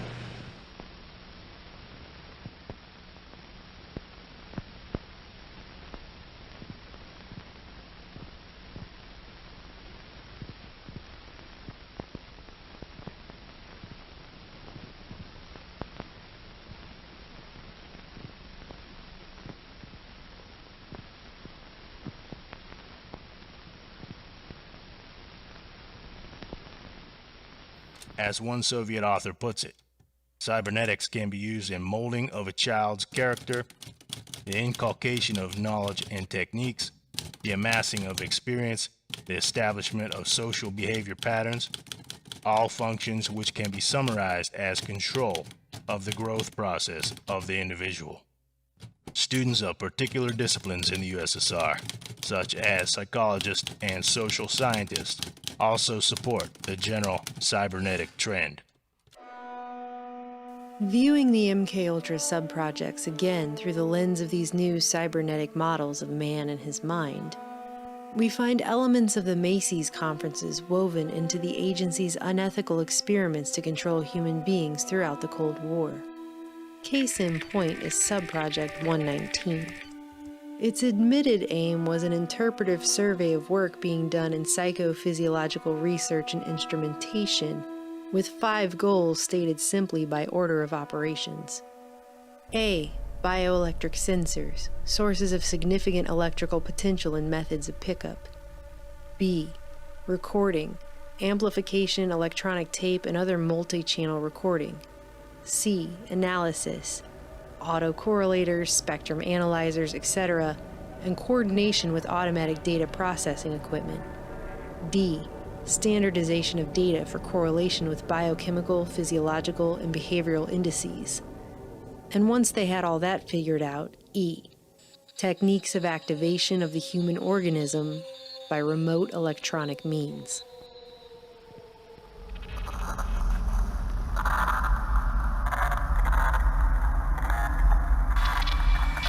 Time revealed the principal on Subproject 119 was Dr. Saul B. Sells, who moved to Texas Christian University after spending a decade with the Air Force School of Aviation Medicine at Randolph Field and working as a statistician for the government during World War II. Sells specialized in crunching data to extract patterns and insights about behavior. Founding the Institute of Behavior Research at TCU, he tabulated the importance of hundreds of factors and environmental conditions that trigger man's predictive behavior. Along with the Air Force and NASA, Sells spent decades quietly carrying out various research projects for the Office of Naval Research, which even sponsored a symposium at TCU with Sells and fellow MKUltra-funded researcher Muzaffar Sharif on the stimulus determinants of behavior in 1961. One of Sells' first projects at TCU in 1959 was to send a proposal to the CIA regarding psychophysiological research to investigate electrical signals from the human brain and other systems, and the development of a more advanced multi-channel electronic analyzer to interpret those signals. The CIA responded to these objectives, which it discussed at some length with Sells before appointing him as a supposedly unwitting participant in charge of MKUltra Subproject 119. The work lasted almost 6 years through 1965 and was funneled through the Society for the Investigation of Human Ecology, later exposed as a CIA front run by Harold G. Wolff and Lawrence Hinkle out of Cornell Medical Institute, right across the street from the Rockefeller Institute for Medical Research on the Upper East Side of Manhattan. Okay, this is their perception of it, if I could just continue. No, it wasn't their perception of it either. No, it wasn't. Dangerous to his being, contrary to any previous consciously expressed intentions and interests, contrary to the good of the individual, and subversive to the goals for which he is consciously working. I understand all this talk. But the situation was, you see, those things were never done because of wise people on both sides. We not able to do this nor interested in it. They were, though. Some of the low-level people were, but the high-level people were not, to tell you the truth. The bioelectronics directories the CIA commissioned cells to compile included a detailed Rolodex of invasive neurological research projects at countless institutions, being carried out by countless professionals. And yet the names that come up again and again reveal what a small world it really is. Not to mention multiple scientists who were later exposed as running their own MKUltra subprojects.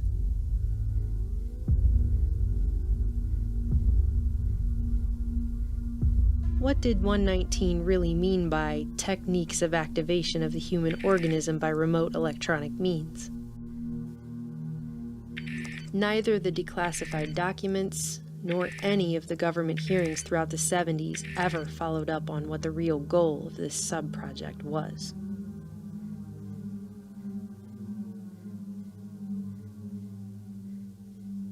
Dr. Jose Delgado is a good place to start.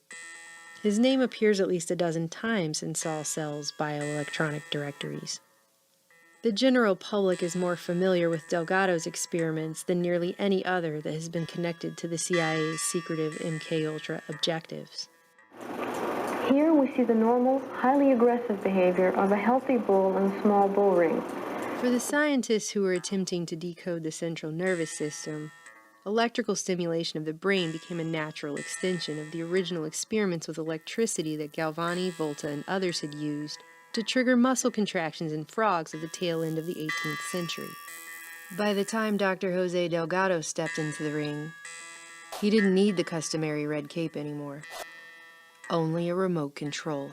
Neurophysicist Dr. Jose Delgado was financed by the Office of Naval Research. Delgado had implanted a series of electrodes into the aggression center of a bull's brain.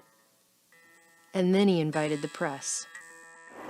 The electrodes are attached to a small transistorized electrical stimulator, which is cemented to the bull's skull. The electrical stimulator in the skull responds to radio stimulation, so the bull is literally subject to remote control. Delgado has remote control of the animal. When the remote control apparatus is operated and the bull's caudate nucleus is stimulated, the bull becomes non-aggressive. Stopping the charging animal now only required the push of a button. According to Marcuse, inner freedom designates the private space in which man may become and remain himself. Today, this private space has been invaded and whittled down by technological reality. The techno-matador spectacle, which made headline upon controversial headline in 1966, was meant to shock people, to put humans in their place. But at this point in his career, Dr. Delgado was just showing off his ability to remote control the bull. He had been implanting electrodes in different centers of the brain since the early 1950s.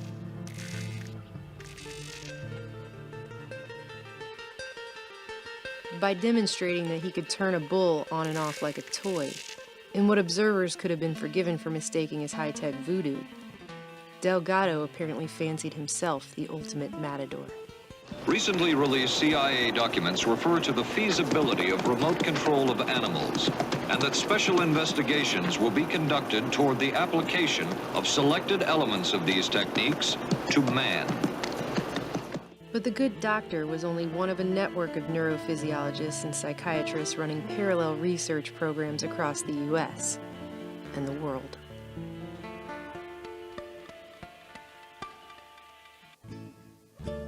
Cybernetician Warren McCullough was also among the earliest pioneers of deep electrode stimulation in the 30s at the Yale Laboratory of Neurophysiology, establishing the profound connection between the thalamus buried inside the brain and the outer sensory cortex that Wilder Penfield first explored.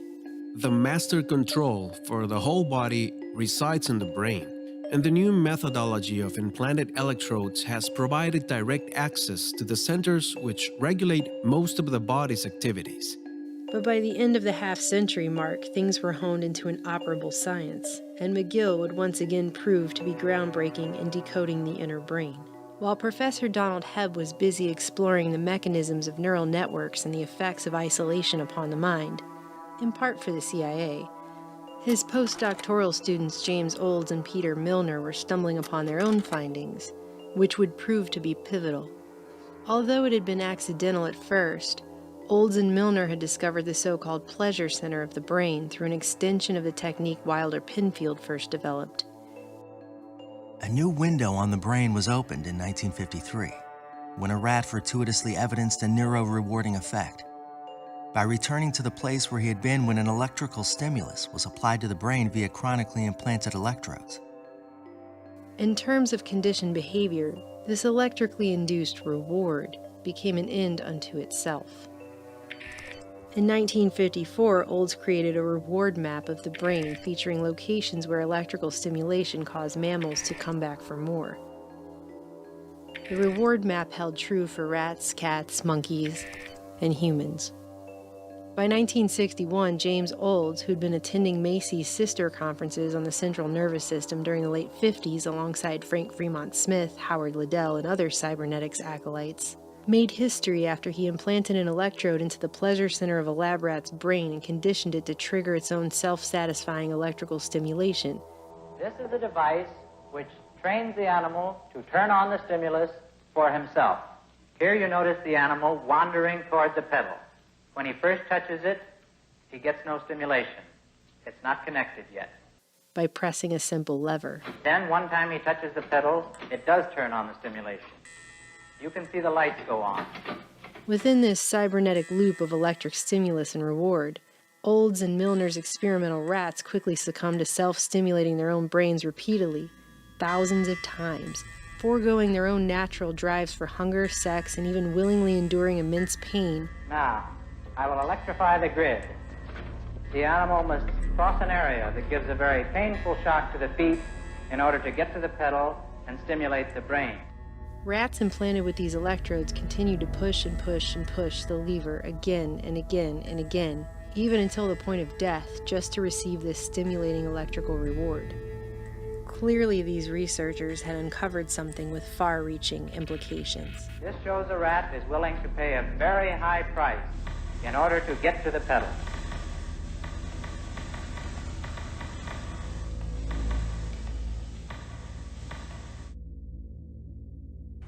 In 1953, this series of therapeutic research experiments was conducted by Dr. Robert Heath of Tulane University.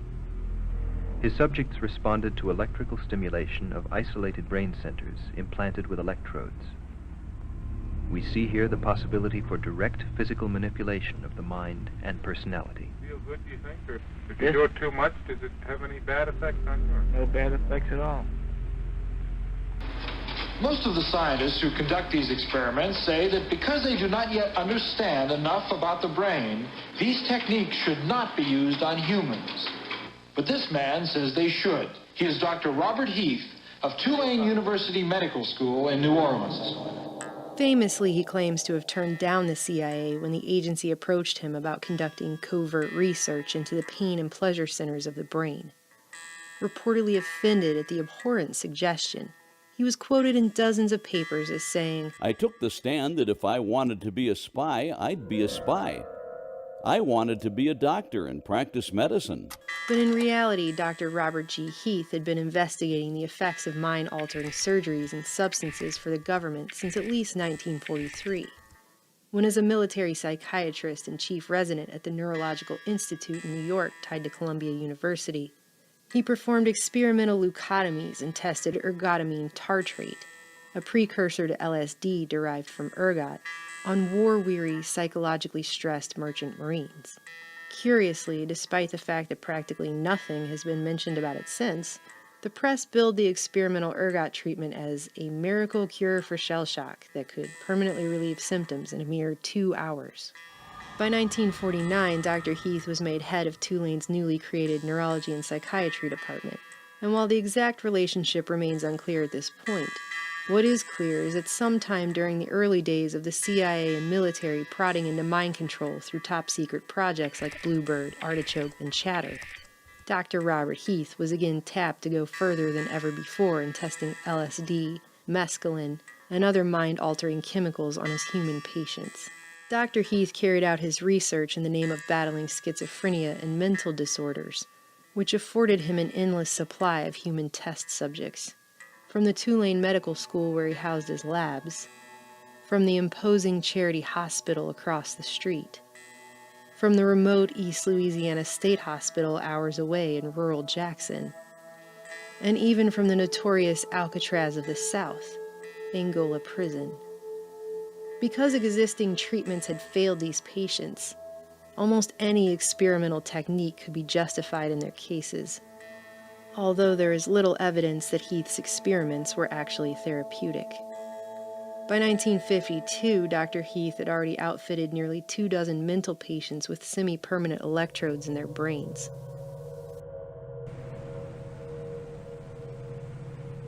Yeah, I just feel like I don't have any thoughts like a human being. I'm just an animal walking around on the earth. Please don't do me like this. Please don't. I can't stand it. I don't like to feel like this. That's right. That's right. That's right. That's right. That's right. Now look at that smile you got now. Why does that make me do that? I don't like to do that. You really told me off, remember? Hmm? I know I did, but I couldn't help it. In spite of all this, Heath's results were promising, at least to the intelligence community anyway. A 1954 volume published through Harvard Press with funding from the Commonwealth Fund, later revealed as a CIA cutout, included details about Heath's research presented at a symposium which attracted participation from other notables in the field. That same year, Dr. Heath was invited to Edgewood Arsenal, where he was the keynote speaker at an Army Chemical Corps event and discussed the progression of his work with electrical stimulation and recording in the brain of man. Perhaps not so coincidentally, Tulane University reportedly signed off on a facility security clearance for Heath's entire department afterwards. Other Army experiments continued on mental patients around the country. Work done at the Tulane Medical Center in New Orleans involved several drugs, hallucinogenics, and electrodes implanted in the brain. FOIA documents would later reveal that Heath also took a CIA contract in 1955 to study the effects of the drug bulbocapnine, allegedly being tested by the Soviets to induce stupor and break willpower. For his test subjects, Heath pulled a couple of otherwise healthy prisoners from Angola. The bulk of Dr. Heath's work and of the resources of Tulane Medical School were not just focused on the testing of drugs, but the altering of human behavior.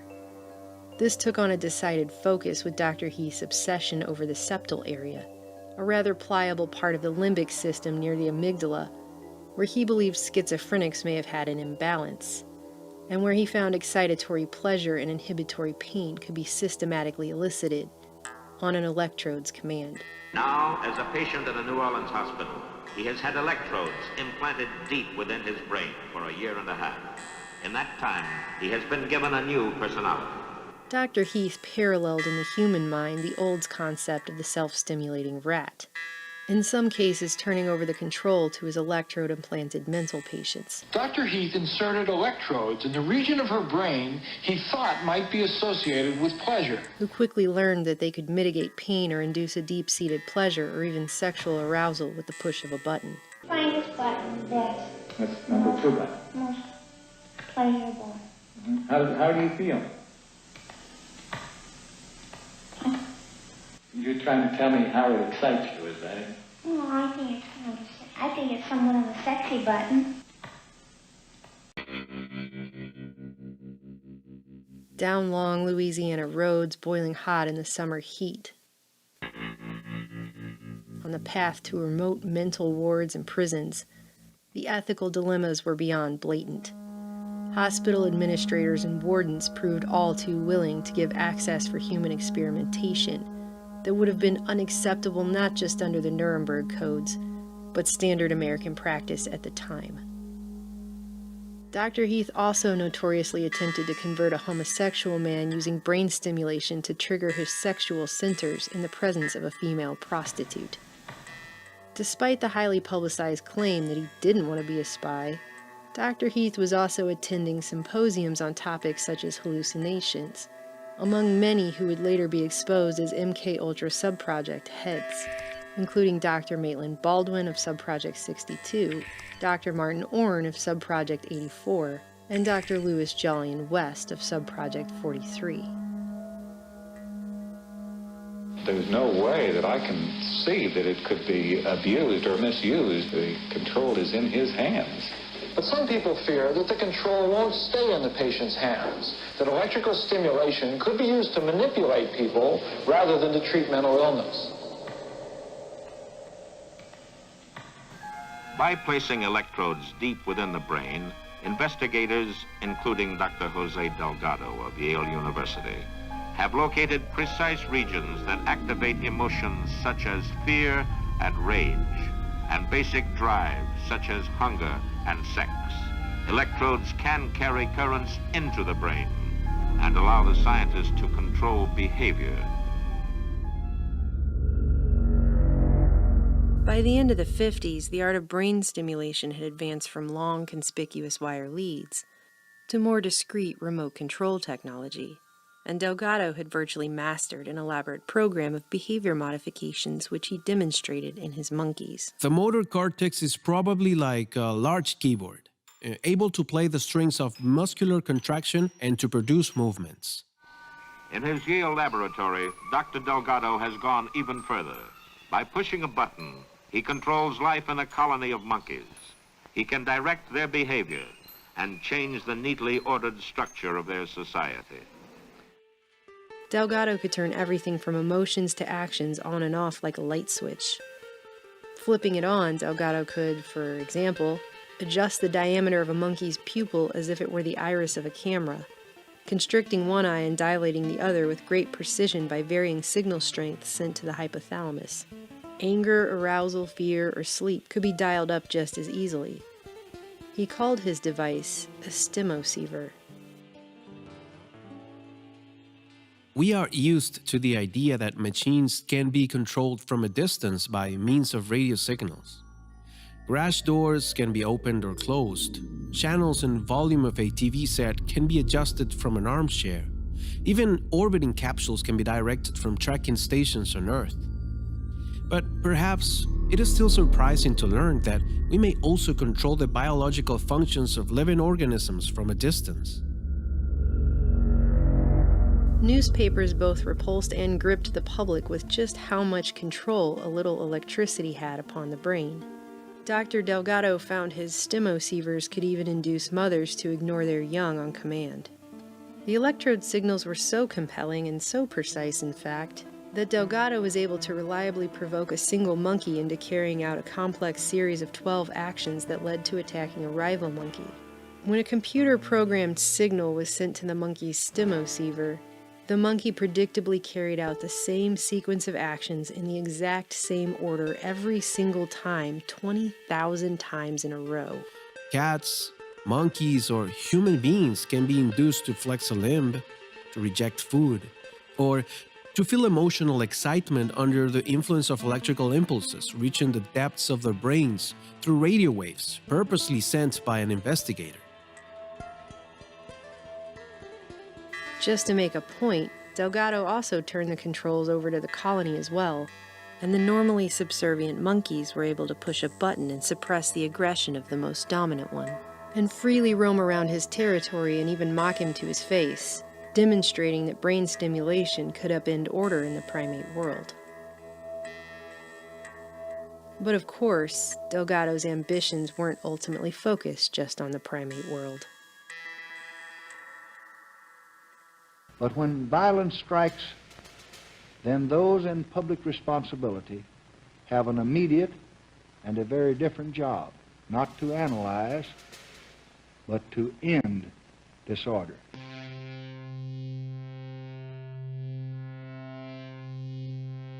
$200 million Americans did not strike down Robert Kennedy last night. any more than they struck down President John F. Kennedy in 1963, or Dr. Martin Luther King in April of this year. But those awful events give us ample warning that in a climate of extremism, of contempt for the rights of others, of disrespect for law, violence may bring down the very best among us. A nation that tolerates violence in any form cannot expect to be able to confine it to just minor outbursts.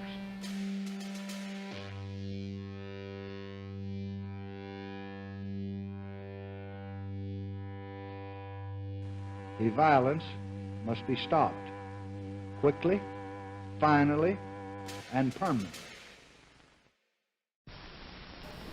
Psychosurgery, is that a reasonable practice? No. Even for the most serious of illnesses? No. Even after everything else has been tried? I get the feeling you mean, is it a reasonable therapy? Yes, that's right. No, but it's not a therapy. That's the first thing that needs to be said, is it's an experimental procedure. Now, if we recognize that it's experimental, then we would have to ask all your questions over again and say, is it a reasonable experiment? Is it a reasonable experiment? I would say it hasn't been conducted reasonably so far, and I don't see any signs that it's going to be. A reasonable, and I'm using the term reasonable to mean ethical, legal, and above board. That would imply, first of all and foremost, that the subject of the experiment is told that he's being experimented upon, and that isn't done. Working in conjunction with a team of doctors in Boston, Dr. Delgado experimented on neurological patients to develop a treatment to scientifically disarm violent behavior. Doctors Vernon Mark and Frank Irvin were emerging stars on the psychosurgery scene, with claims that ghetto rioters were just the beginning, that millions could be suffering from some ambiguous, undiagnosed brain disease and turn violent, despite the fact that the brain remained little understood in its complex, interrelated functions. Each patient wears a stimoceiver, which receives a signal via radio that stimulates electrodes in the brain. Meanwhile, electrical signals of brain activity are sent back by telemetry, while the patient moves freely through the hospital ward. It can't be missed that this work was the logical progression of the CIA's MKUltra Subproject 94 for the, quote, continuation of investigations on the remote directional control of activities in selected species of animals through miniaturized stimulating electrode implants in specific brain center areas. During this time, Dr. Delgado's work was funded by the Office of Naval Research, which was later exposed as a conduit for covert funding for the CIA's MKUltra projects. Officially, however, the contractor who carried out this research is still unknown to this day. A FOIA request sent to the CIA for any information regarding contract work Delgado may have done for them was returned with a letter that the agency could neither confirm nor deny Dr. Delgado had ever worked for them. Behaviors such as aggression can be evoked or inhibited. Just as with primates and other animals, Doctors Delgado, Mark, and Irvin could hijack bodily functions and invoke some rather precise behaviors in their human patients, who, unlike their counterparts in the animal kingdom, could verbally describe what they were feeling and experiencing. There was a slight euphoria. The patients were definitely changed. Relaxed, enjoying themselves, frequently smiling, some laughing out loud. They wanted more. A female patient reported a pleasant tingling sensation in the left side of her body. Quote, "From my face down to the bottom of my legs," unquote. She started giggling, openly expressed her fondness for the therapist, who was new to her, kissed his hands, and talked about her immense gratitude for what was being done for her. Repetition made the patient more flirtatious, until she openly expressed her desire to marry the therapist. Similar ESB response was generated in an 11-year-old boy who also reported fondness for the therapist, causing the child to state that he wished he was a girl instead of a boy.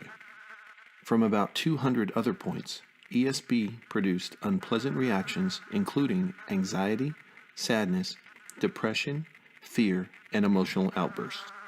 A female patient reported feeling threatened, that she thought something horrible was going to happen, a premonition of imminent disaster of unknown cause. Some patients said they just felt as if their minds were blank, or as if they had been drinking a lot of beer. Still others were overcome by uncontrollable rage. Dr. Frank Irvin would later describe how one could sit with one's hand on the knob and control the level of the patient's anxiety. Now, can you tell me if there's any change at all? In one of our patients, stimulation through implanted electrodes evoked a flexion of the right hand. When the patient was warned of the oncoming stimulation and was asked to try to keep his fingers extended, he could not prevent the evoked movement and said, "I guess, doctor, that your electricity is stronger than my will." Curiously, many human patients, though aware of their treatments, were inclined to try and rationalize their actions when triggered by stimulation as though it were natural behavior. Electrical stimulation in one of our patients produced head turning and with a well-oriented sequence, as if the patient were looking for something. This stimulation was repeated 6 times over 2 days. The patient considered the evoked activity spontaneous and always offered a reasonable explanation for it. When asked, "What are you doing?" the answers were, "I'm looking for my slippers. I heard a noise. I am restless. And I was looking under the bed." Using these electrodes to target specific points within the behavioral centers in the brain, which the doctors claim were contributing to a patient's violent behavior, they would deliver their treatment by destroying these points with microwave radiation in something of a micro-lobotomy, attempting to erase the capacity for these negative emotions altogether. A direct disciple of Dr. Robert Heath, Dr. Frank Irvin was a neurologist and psychiatrist who spent his formative years in the seedy New Orleans atmosphere of experimental brain research, before being appointed head of the Stanley Cobb Psychiatric Laboratories at the elite Massachusetts General Hospital. The methods of deep brain stimulation that Frank Irvin acquired under Heath would now be put to even more controversial use in attempting to eradicate human violence. Irvin's partner and co-author, Dr. Vernon Mark, an associate professor in neurosurgery at Harvard Medical, had been associated with Massachusetts General Hospital since 1949 and spent nearly a decade overseas at the height of the Cold War in a specialized neurological wing at a U.S. Air Force hospital in Germany, before coming home to be named Director of Neurosurgery at Boston City Hospital. Doctors Mark and Irvin worked in state-of-the-art facilities under the direction of Dr. William Sweet, a Harvard medical professor and chief neurosurgeon at Massachusetts General who, just like Dr. Wilder Penfield, was a Rhodes Scholar and studied under Sherrington at Oxford. Dr. William Sweet, co-inventor of proton emission therapy, had long been experimenting on patients with radiation at Mass General. Some of this work, including injecting 11 terminally ill and comatose patients with uranium, was classified under the auspices of the U.S. Atomic Energy Commission. The United States government actually did carry out on our citizens experiments involving radiation. While most of the tests were ethical by any standards, some were unethical, not only by today's standards, but by the standards of the time in which they were conducted. Allegations of patient abuse and disregard for informed consent were later pursued in court, but never quite caught up to the prestigious and highly connected Dr. Sweet. To give you a little idea of the mindset these men brought to the operating table, Dr. Mark pointed out, quote, "Moral values are social concerns, not medical ones in any presently recognized sense."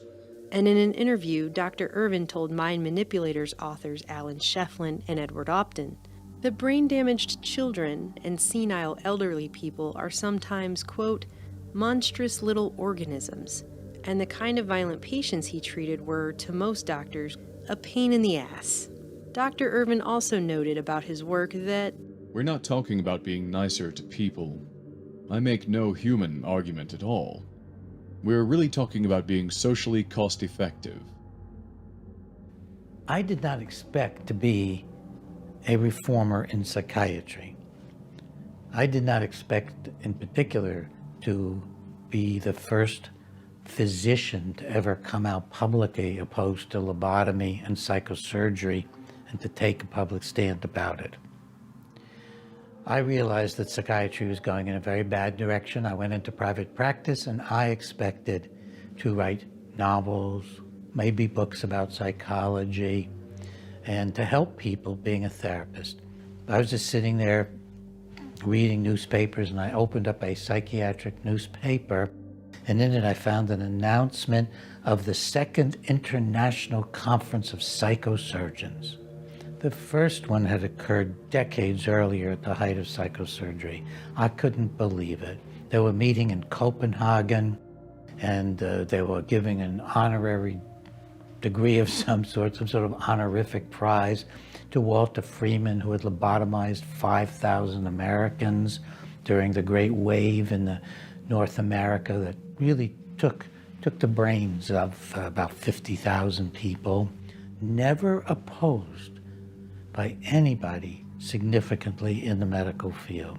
I sent out requests to every single conference attendee that I could find. I finally got the agenda of the conference, and I asked them all who else did they know who was doing psychosurgery. I told them I was a young researcher at the Washington School of Psychiatry, where I have my office. What came in freaked me out. I could not believe the stuff these people were sending to me. What I found that most upset me was that at the University of Mississippi in Jackson, a surgeon named O.J. Andy was operating on little children as young as age 3, 4, and 5 for hyperactivity, aggressivity, difficult behavior, without even pretending to have psychiatric diagnoses or serious disorders. These were institutionalized children. O.J. Andy was inserting multiple electrodes into various portions of these children's brains. He was stimulating them, and then he was burning holes in their heads with the electrodes by heating them up. And he was then studying the children who walked around on the ward with wires dangling out of their heads. I called the chairman at the Department of Psychiatry at the University of Mississippi, and he said to me, O.J. Andy? I know O.J. He's down the hall from me. His office is. I said, did you know he was putting electrodes into the brains of little children? He said, oh God, no, I did not know that. It was the only genuine expression of horror I ever got, I believe, from anybody in establishment medicine or psychiatry. They set up a committee at the University of Mississippi to require a scientific protocol for O.J. Andy, and he was the first project I stopped. He never submitted anything there. After founding the Center to Study Psychiatry and raising awareness about psychosurgery in Congress, renowned author and psychiatrist Dr. Peter Breggin started the project to examine psychiatric technology, bringing national and then international attention to the blatant lack of scientific, political, or ethical critique of the disturbing trend of psychosurgery and electrical brain stimulation. Mental illness is a myth, a fraud, a bad metaphor, an excuse, a rationalization. It's a religious viewpoint held by psychiatrists which says that human troubles are somehow medical in origin and medical in their solution. Now, just how poverty, unemployment, unhappiness, fights between husbands and wives, beatings of children, anxiety, alienation, just how all these problems relate to medicine and relate to illness is never stated. I might not have ever even had any kind of a movement get started, but became an international movement because I couldn't get any science writers interested. I couldn't get anybody to cover it. In fact, I called the Journal of Nervous and Mental Disease and asked him if I could do an article on psychosurgery, and he said, what are you talking about? Jose Delgado's a dear friend of mine. In September 1967, following another long, hot summer of urban race riots in major cities across the U.S., Doctors Mark, Irvin, and Sweet wrote a controversial and timely letter to the Journal of the American Medical Association, suggesting that riot leaders could be suffering from brain dysfunction. This would prove to be a turning point. In 1967, rebellions erupted in the Detroit black community. In a letter to the Journal of the American Medical Association, 3 neurosurgeons, Drs. Sweet, Irvin, and Mark, put forth a theory as to the cause of the violence in Detroit. They said in part, I quote, "There is evidence from several sources recently collected by the Neuro Research Foundation that brain dysfunction related to local lesions plays a significant role in the violent and assaultive behavior of thoroughly studied patients. Their idea was subtle but clear. The reason individuals were violent during rebellions was due to a brain dysfunction which they felt surgery could correct." Then I found, of course, the JAMA article where they talked about it at length, explaining how ghetto rioters must have abnormal brains because not everybody was rioting. So clearly, people who weren't rioting had normal brains, and the few who were leaders. We're talking now about men you could name, like Rap Brown and others. We're talking about some men who were outraged at the conditions of life in which the children were growing up in these ghettos. And these men were, from the perspective of many in the black community, the only hope. They were heroes. Of those heroes, Dr. Sweet was quoted as saying, "We're talking about senseless behavior. The proponents of urban disorders seem to be the people who are most likely to suffer from organic brain diseases." And the idea that a leader must be the crazy one because you don't agree with them ideologically or because you're afraid of them doesn't make any medical sense. But boy, did it make political sense. Wow. The kind of violence that we're talking about here, social unrest among a population in a repressed community, can only be seen as a kind of brain dysfunction by ignoring the legitimate causes of the behavior. And my reaction to the letter from which you quoted and to the whole idea of trying to deal with social violence as if it was something wrong inside of the people's heads who are violent is a way of refusing to look at the legitimate social causes of a very important and significant kind of behavior. To the extent that medical science has created this new, in quote, technology, there is the desire to use it, you see, and the most logical population to use it against are poor people, black people, and people who are incarcerated. The Boston doctors called for an extensive research project to identify the early warning signs of violent behavior and pinpoint, diagnose, and treat people in inner cities with what they termed low violence thresholds before they had actually committed any violent acts. And what do you know, but their JAMA letter just so happened to include specific language taken directly from the good doctor's own proposal for a brand new research project which aimed to do just that.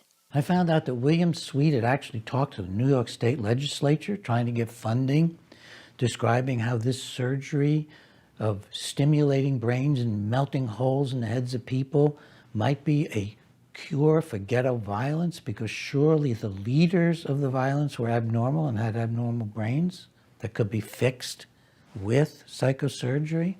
The first phase of the Boston Violence Project was officially titled The Medical Epidemiology of Criminals. For it, Drs. Mark, Irvin, and Sweet had designed a 5-hour-long multi-phase screening process, which included 17 psychiatric and psychometric assessments, 5 hormonal assays, chromosomal, fingerprint, and dermatoglyphic analyses, an EEG, and what they called a cyber-medical evaluation. The doctors suggested these factors could somehow indicate which individuals were more prone to commit violent acts than others, singling them out for preventative neurological treatments before they could pose a danger to society. The project was seemingly the perfect cure to what was then being declared society's greatest illness. Right on cue, a vast, coordinated media campaign was underway to promote it to the public. Good evening. Violence is making fortresses of portions of our cities and dividing our people into armed camps. Grievances in the United States are more intense now than they've been at any time since the 1930s. There's crime, individual resort to force. Those who commit violence are basically no different from other people. Man from birth has a potential for violence, but the incidence of violence can be controlled and prevented by conscious changes in man's environment. Mark, Irvin, and Delgado were featured guests on many TV programs. And article after article filled the newspapers about their amazing new work. Is violence, then, as American as cherry pie? I believe that assertion was attributed to Ralph Brown, was it not? That violence was as American as cherry pie. As an historian, I would observe there's a great deal of truth to that, unpleasant as it may be. Doctors Mark and Irvin declared that brain dysfunction was just as important a factor as poverty, unemployment, and substandard housing in provoking not just urban riots, but social protests, fully politicizing what was defined as violence. In June 1968, it all came to a head. Robert F. Kennedy was assassinated, and during his speech that evening responding to the tragedy, I am appointing, with the recommendation of the leadership of the Congress, with whom I have talked this evening, a commission of most distinguished Americans to immediately examine this tragic phenomenon. President Johnson announced the creation of the National Commission on the Causes and Prevention of Violence. Doctors Delgado and Irvin would later turn up as consultants on commission staff reports. President Johnson created the National Commission on the Causes and Prevention of Violence. Today, a task force of that commission released its first findings, concluding that Americans have become a rather bloody-minded people. Concludes that Americans always have been a violent people. Americans have always been a violent people, according to the Commission, so much so in the 1960s that the Commission ranks the United States first among 17 Western countries in total magnitude of strife. Just 2 weeks later, the Omnibus Crime Control and Safe Streets Act of 1968 was rushed through Congress, creating the Law Enforcement Assistance Administration, which would fund hundreds of controversial, coercive, and even downright Orwellian behavior modification projects in the years to come. Then joined in the Justice Department. At the time, there was a notorious section called LEAA. They joined in the funding in a collaborative effort between the U.S. Justice Department and the National Institute of Mental Health. I mean, this was, for me, eye-popping. But it labels as unprecedented the scope and magnitude of anti-war protest, campus unrest, and what it called the chilling recent contagion of political murders of national leaders. Violence in this progress report cannot be eliminated, but can be better controlled, and that, it says, is an urgent imperative. The medical epidemiology of criminals, however, was simply the screening stage for a larger Boston violence project that Drs. Mark, Irvin, and Sweet couldn't seem to get approved. It was rejected by Harvard's Institutional Review Board. Massachusetts General's Committee turned it down on both scientific and ethical grounds, and even an ad hoc committee put together outside of MGH unanimously rejected it. It was then the project was forced to move to Boston City Hospital, an institution which the doctors knew would look the other way and ask few questions due to its own issues with corruption and mismanagement at the time. Unable to get approval through above-board channels, Drs. Mark, Irvin, and Sweet then formed the Neuro Research Foundation, a non-profit organization based out of Sweet's personal home that existed only to fund the doctor's research. Dr. Delgado sat alongside the other three on the foundation's board of trustees. This new foundation would enable the doctors to essentially handpick their own medical ethics review panel, thus circumventing the standard safeguards for human experimentation. See how that works? With no one else to stand in their way, and a positive report on behalf of the Neuro Research Foundation, the Department of Health, Education, and Welfare would finally approve the Boston project, and NIMH and the LEAA would fund it. 2 days after that crime bill was passed that would fund their work, Life magazine featured the psychobiology of violence on its cover, another story lauding the work of Drs. Mark, Irvin, Sweet, and Delgado. In it, the public was brought face to face with contrasting photos of monkeys with surgically implanted wires sticking out of their heads having their rage dialed up in Delgado's lab, and 20-year-old Julia S., a young woman prone to emotional outbursts, decked out in head bandages, frantically slamming herself into a wall, under the influence of brain stimulation, just like those monkeys, illustrating that man and animals were little more than biological machines to be controlled and tamed with technology. In fact, in one of Delgado's publications, he didn't mince words when he referred to his experimental animals as mechanical toys under his command. The demure Julia was now the poster child of the hidden rage that could be lurking in any human being, but also of violent tendencies successfully located and cured by remote brain stimulation and psychosurgery. In reality, Mark and Irvin's treatment left Julia permanently brain damaged. At the same time, the New York Times was advertising her as a great success story, with claims that she had 0 uncontrollable rage fits since her second brain operation, was back at home and even singing in a church choir. Dr. Mark was forced to admit to a Boston reporter that Julia was actually in an institution, where she would likely remain for the rest of her life. Despite this glaring inconsistency, one after the other, Dr. Jose Delgado and Drs. Mark and Irvin published books to garner wider public and financial support for their work. Delgado's 1969 book, Physical Control of the Mind, Toward a Psycho-Civilized Society, spells out in graphic, controversial detail exactly what the aim of such technology ultimately is: behavior modification and control at a society-wide level. The technology for destruction has now placed at the disposal of man a vast arsenal of ingenious weapons which facilitate all forms of violence, including crimes against property, assassinations, riots, and wars, threatening not only individual life and national stability, but the very existence of civilization.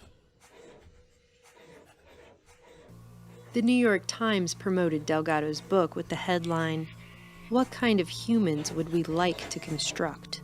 Is it feasible to induce a robot-like performance in animals and man by pushing the buttons of a cerebral radio stimulator? Could drives, desires, and thoughts be placed under the artificial command of electronics? Can personality be influenced by ESP? Can the mind be physically controlled? Meanwhile, headlines in newspapers all across the nation warned Americans that the United States was so overrun with violence. Unless some type of massive, widespread political and social reform was undertaken immediately, America was on track to become a nation of garrison cities where, quote, order is enforced without due process of law and without consent of the governed. The following year, Mark and Irvin published Violence in the Brain. In a spectacular act of self-aggrandizement, the doctors dedicated the book to themselves, writing, "This book is dedicated to the Neuro Research Foundation of Boston, whose goals for the early diagnosis and proper treatment of the violent patient parallel our own." In the book's foreword, Dr. Sweet essentially agreed with Delgado, writing, "Our project holds out the hope that knowledge gained about emotional brain function in violent persons with brain disease can be applied to combat the violence-triggering mechanisms in the brains of the non-diseased. In essence, everybody else." Violence in the Brain. Vernon Mark, neurosurgeon at Boston City. Frank Irvin, psychiatrist at Harvard. William Sweet, this powerful neurosurgeon during the introduction. And the book is about a man at the time called Thomas R. Thomas was a brilliant engineer with patents who was terribly violent and who, after the surgery, was now completely cured without any symptoms. And the surgery consisted of putting multiple electrodes in his brain, stimulating him, even stimulating him while he walked around the ward, then burning out parts of his brain. No patient was more highly publicized as a success of Mark and Irvin's new techniques than Thomas R., whose real name was Leonard Kyle, their star patient who, according to their book, was diagnosed as suffering from temporal lobe epilepsy and prone to uncontrollable rages that the doctors were only able to subdue through remote brain stimulation and a bilateral amygdalectomy, which destroyed portions of his brain closely connected to emotional behavior. Well, I knew this was a lie. I didn't realize how huge it was going to turn out to be. So I began to get a hold of every single thing I could find that they had written. I was able to put together that at the point they wrote in Violence in the Brain that he'd been cured forever, he'd been just discharged from the hospital. It wasn't a follow-up at all. In fact, Leonard Kyle's story was the backbone of Michael Crichton's novel-turned-Hollywood film The Terminal Man, the inspiration for which came from Crichton's time on the ward in residency as a student of Dr. Vernon Mark.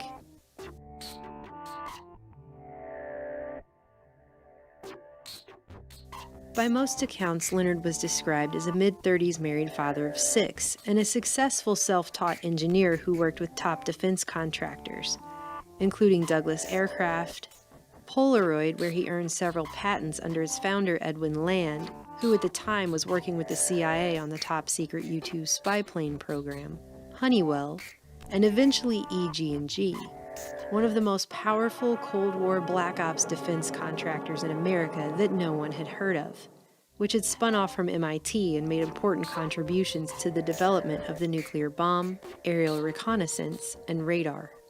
But in their book Violence in the Brain, Doctors Mark and Irvin painted Leonard as an impulsive man with a violent streak who was prone to road rages and spousal and child abuse, a man who would sometimes pick up and slam his pregnant wife and even his children into walls. Although described as typically courteous, quiet, and reserved, Mark and Irvin insinuated temporal lobe disease led to Leonard's sudden violent rages, and the doctors went so far as to describe him as, at times, frankly psychotic, suffering periods of confusion, delusions, and hallucinations. The supposed focus of Leonard's anger and marital disputes centered upon what were depicted as paranoid suspicions his wife was cheating on him with a tenant who was renting a room in their home. And his wife had been the one to refer him to treatment. And the treatment people had referred him to Mark Irvin and Sweet, who had all this equipment and no patient. And it had gone through the VA. They'd taken him right off the VA wards. There's power, these people. Leonard's medical records, however, showed no evidence of temporal lobe disease. In fact, outside of mild depression, Leonard's records showed no evidence of paranoid delusions or any psychotic symptomology at all. The VA records showed him to be entirely normal. His brain waves were normal. He was normal. There's nothing really in the record that shows anything serious. And then they took him and put him in their project. Here the timeline gets fuzzy. During the spring of 1966, Leonard was officially admitted to the Violence Research Unit, where Mark and Irvin claim they spent months trying many combinations of anti-seizure medication, tranquilizers, and psychic energizers, but to no avail. So Dr. Mark implanted an array of at least 80 electrodes into Leonard's brain. Leonard wrote to his mother and described what was being done to him in Boston as the stuff of science fiction. During my conversations with Helen Geis, his mother, she brought me a telegram. These are the days of telegram from Vernon Mark. She had written him and said, "I hear my son is undergoing surgery. Can you please tell me about it?" And the telegram said, "Don't worry, your son is undergoing minor surgery." We had it in print. The doctors outfitted Leonard with one of Dr. Delgado's stimocievers, which sent a steady stream of telemetered EEG data analyzed by computer for an impending violent episode. Then the computer would decide when to remotely stimulate Leonard based on the data. The doctors note that Leonard was a landmark for them. It was the first time they were able to demonstrate that systems in the limbic brain both start and stop attack behavior in man. Then I found a very obscure article by these men, maybe so obscure they didn't expect anybody would find it, and it said that he'd become psychotic while they were stimulating him. And it described how he was saying, "I don't want this anymore, I don't want this anymore." Egregious lack of consent aside, now they had a remote trigger for human aggression, a type of activation of a human being by remote electronic means. Just like one of the major goals of the CIA's MKUltra subproject 119. They would just toy with his brain. They would toy with it while he was walking around, and he didn't know it was turned on, so he didn't even know what was happening to him.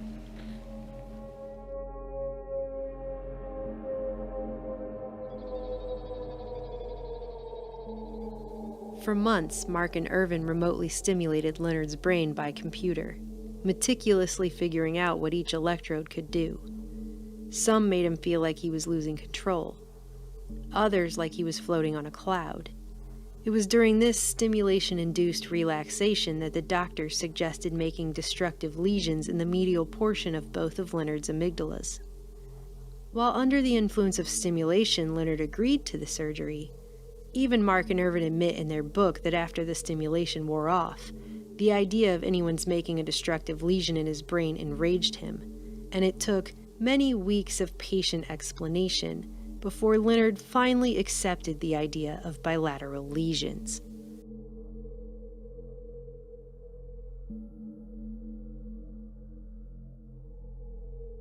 And then he became peaceful and accepted the treatment after they stimulated him enough. This is key, folks. Passivity, docility, obedience is key to this entire process. Leonard's wife was also brought in and supposedly threatened to leave him if he didn't consent to the treatment. Leonard believed that his wife was having an affair. Leonard's wife denied it and sent him to her psychiatrist. Leonard had been in conflict with his wife, but he'd done nothing more serious than one sort of violent event. Not a nice thing. He threw a can at his wife of food and didn't hit her. That was the only fact I could find in the records that remotely resembled violence, and it was reported by his wife. Despite eventually going through with it, Leonard's wife not only filed for divorce while Leonard was still in the hospital, she eventually remarried to the very tenant Leonard had been worried was having an affair with his wife all along. After a series of lesions were burned into his brain via passing high-frequency microwave currents through his electrodes, Leonard was finally discharged in August 1967 after more than a year in the hospital.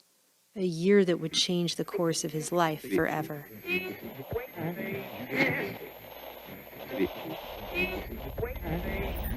Now, can you tell me if there's any change at all? Now, can you tell me if there's any change at all?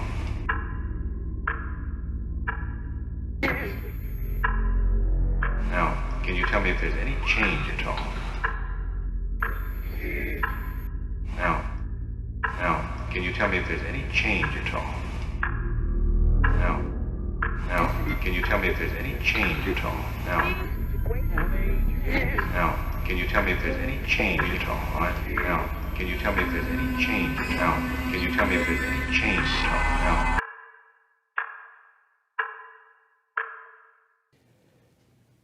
One of the big breakthroughs was when I was on the air talking about Thomas R., whom I also saw at one point had also been called Leonard K.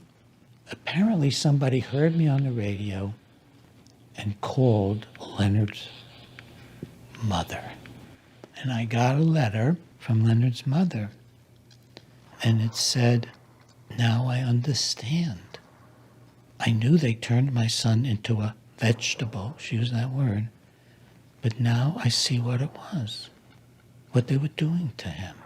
He's been horribly destroyed since he came back from Boston. He's had multiple hospitalizations, chronic patient at the VA." It wasn't until after his treatment in Boston that Leonard committed his first official act of public violence. After moving across the country to live with his mother in Long Beach, Leonard was arrested a few months later for a fight in a nearby town and wound up undergoing the first psychiatric hospitalization of his life at a California VA. Now hallucinating, delusional, and confused, Leonard was admitted to a lockdown psych ward and placed on heavy doses of psychotropic drugs. Less than a year after being released from Mark and Irvin's violence project, the VA declared Leonard 100% disabled.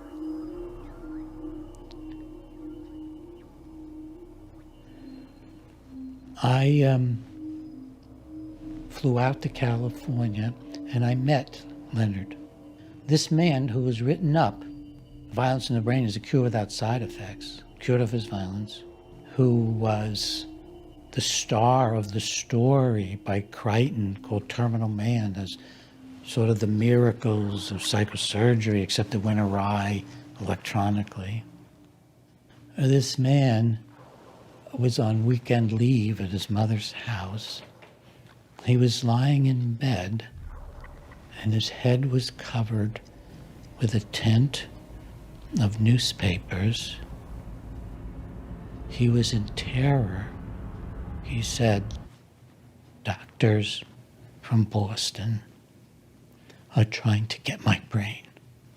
He said, "I'm the most intelligent person in the world. I have an IQ of hundreds, and they're trying to get my brain." While it is impossible to know what Leonard was really involved in here, it is worth noting that he claimed the experiment he endured specifically involved hooking geniuses up to IBM machines. It was a post-traumatic brain injury psychosis. Terrorized. Leonard went from brilliant engineer and gainfully employed husband and father of 6 to a patently deranged, chronically hospitalized, sometimes violent psych ward patient after his treatment in Boston.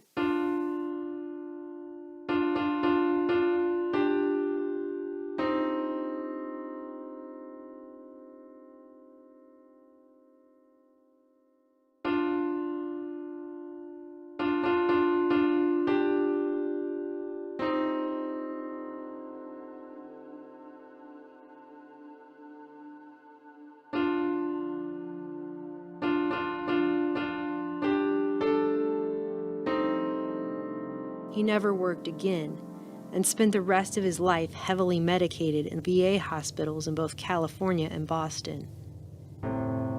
Despite this, doctors Mark and Irvin continued to write journal articles about their great success story, Thomas R. And by the way, I would find out that Mark Irvin and Sweet knew this. They knew this while they were writing their cure papers. She said he'll wander off and they'll pick him up in an emergency room and he'll say that doctors from Boston have been manipulating my brain and put holes in my head and they wouldn't believe him. They'd call him a paranoid schizophrenic, send him back to the VA. Leonard was also diagnosed as schizophrenic reaction paranoid type, in large part due to a fantastical story he told with great technical precision about what had been done to his brain in Boston. When he was finally discharged in May 1968, Leonard's records read, "Patients stated that Massachusetts General Hospital were controlling him by creating lesions in his brain tissue by microwave, and that they had placed electrodes in his brain tissue. Stated that they can control him, control his moods, and control his actions. They can turn him up or turn him down. Just like a mechanical toy."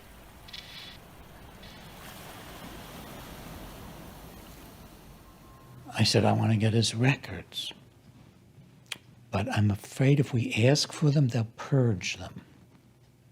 I went back to Boston with a letter that I was to obtain a complete copy of Leonard Kyle's records. And I called Boston City Hospital. And they said, "We have no such record. It's in Dr. Mark's private office." Isn't that interesting? I called Dr. Mark's office. And I said, "I'm at a telephone booth with a reporter." I gave him the name. "And if you don't deliver me a copy of those records in 24 hours, we're going to publish it, that you haven't done it." And I'd had awfully good coverage in Boston, and I got the records. In those records, I found things like, Leonard wants to leave the ward. progress note by Frank Urban, "Take His Pants Away." I was looking in on the life of a man who'd been as violently abused as any horrendous sexual, emotional, physical abuse. He might as well have been in a brainwashing camp in North Vietnam or North Korea, being tortured. One of the first things that fell out of the records was a handwritten note by him that doctors from the MGH were killing him or taking his brain or something to that effect. It was right in there. In the progress notes, I saw writing on the walls, "Murder." That's all, just writing on the walls, "Murder." And the VA records did not note that he'd had psychosurgery. But I was able to show that, in fact, Mark had been in communication with the VA.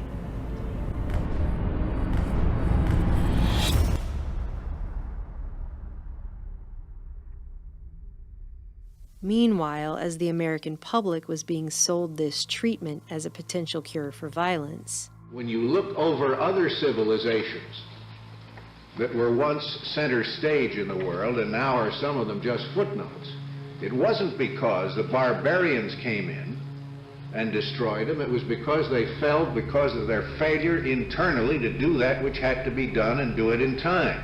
this track of technologically driven brain research was more than just the next logical step in medicine. Decades of work was converging on the threshold of a vast, far-reaching covert agenda finally being realized: the activation of man.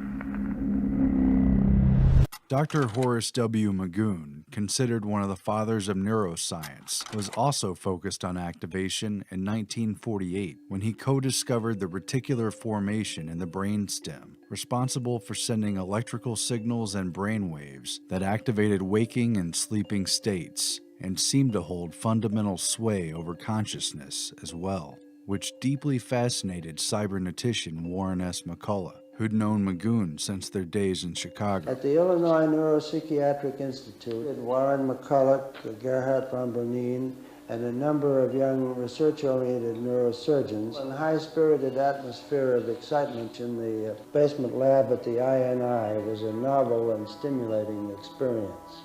An eager McCullough invited Magoon's closest associate, Donald B. Lindsley, a psychologist and neurophysiologist, to the Macy's Cybernetics meetings back in 1949.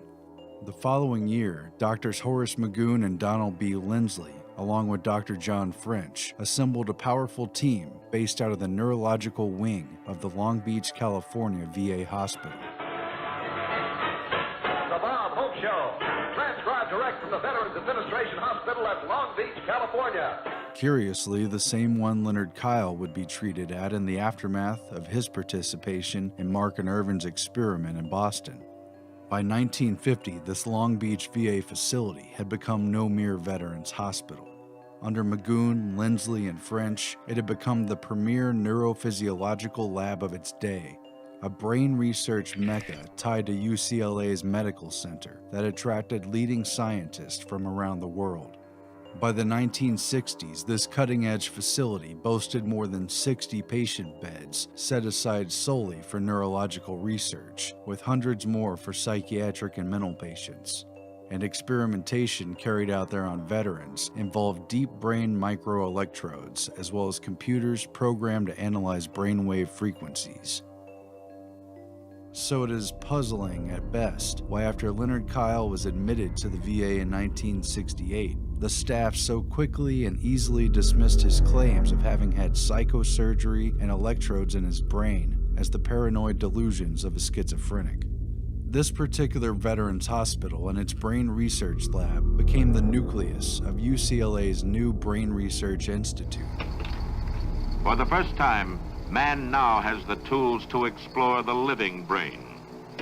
Tiny wires, electrodes, can be placed inside the brain and hooked up to recording machines, as in this experiment at UCLA's Brain Research Institute. The chimpanzees have been trained to play a game of electrical tic-tac-toe. They are competing against each other. Only the winner gets a reward.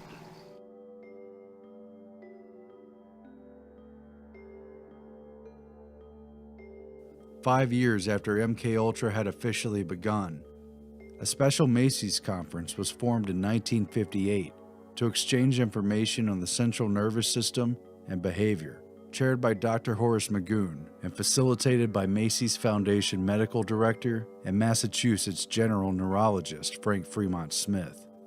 The conference editor was one of the most powerful doctors inside Massachusetts General Hospital, Mary A.B. Brazier, an EEG expert and polymath neuroscientist from a well-connected family who had immigrated from Britain at the onset of World War II on a Rockefeller Fellowship to work in Stanley Cobb's specialized department at MGH. The group's participants were steeped in secrecy and had deep ties to clandestine intelligence agencies.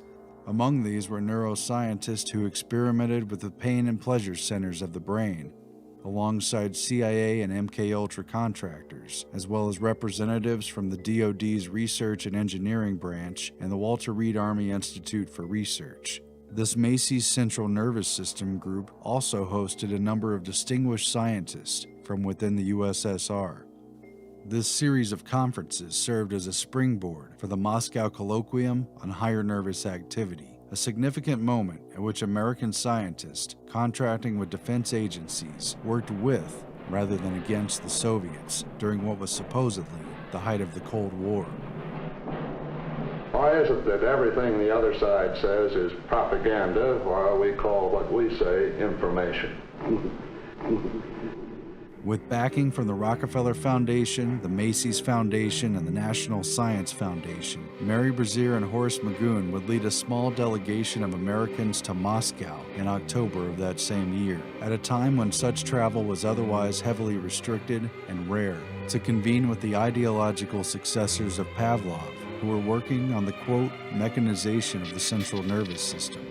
For years, Stalin had forbid cybernetics in the Soviet sphere, despite its origins in the physiological labs where Pavlov studied his dogs. However, Stalin's conspicuous death in March of 1953, just 1 month before the official start of MKUltra, had opened the door to both Soviet and world cybernetics. Declassified documentation has revealed that indeed, Dr. Mary Brazier had a close relationship with the CIA, and that her liaison was on an intimate first name and even nickname basis with both her and Horace Tid Magoon. Additionally, it was revealed that the CIA had also directly sponsored at least part of the Macy's Central Nervous System meetings. 1958 proved to be a pivotal year, but one more meeting was necessary to set the stage for the activated man. In June, Boston was host to the Sensory Deprivation Symposium, drawing together an elite cadre of cyberneticians, neurologists, and CIA MKUltra contractors to coordinate the next decade of clandestine brain research. The event was jointly sponsored by Harvard Medical School, Boston City Hospital, and the Office of Naval Research. This connection was acknowledged by Donald Hebb, who admitted during the conference that his work on isolation, quietly sponsored by the Defense Research Board of Canada, began with the, quote, problem of brainwashing, but that he and his fellow researchers were not permitted to say so in their first publication. Hebb had been invited by the Macy's and Rockefeller Foundation-funded Dr. Stanley Cobb, who presided over the symposium, and praised Dr. Hebb's, quote, courageous experiments on sensory deprivation, as well as his, quote, ingenious ideas on studying perception in human beings through isolation techniques. Attending this symposium was a familiar cast of characters, including a key unit of cyberneticians, Norbert Wiener, Warren McCullough, W. Gray Walter, and Lawrence Kuby, alongside UCLA Brain Research Institute's Horace Magoon, Donald Lindsley, and Mary Brazier, who is transferring to UCLA's Brain Research Institute, as well as MKUltra contractor Dr. Louis Jolyon West, who is about to lead the UCLA Neuropsychiatric Institute.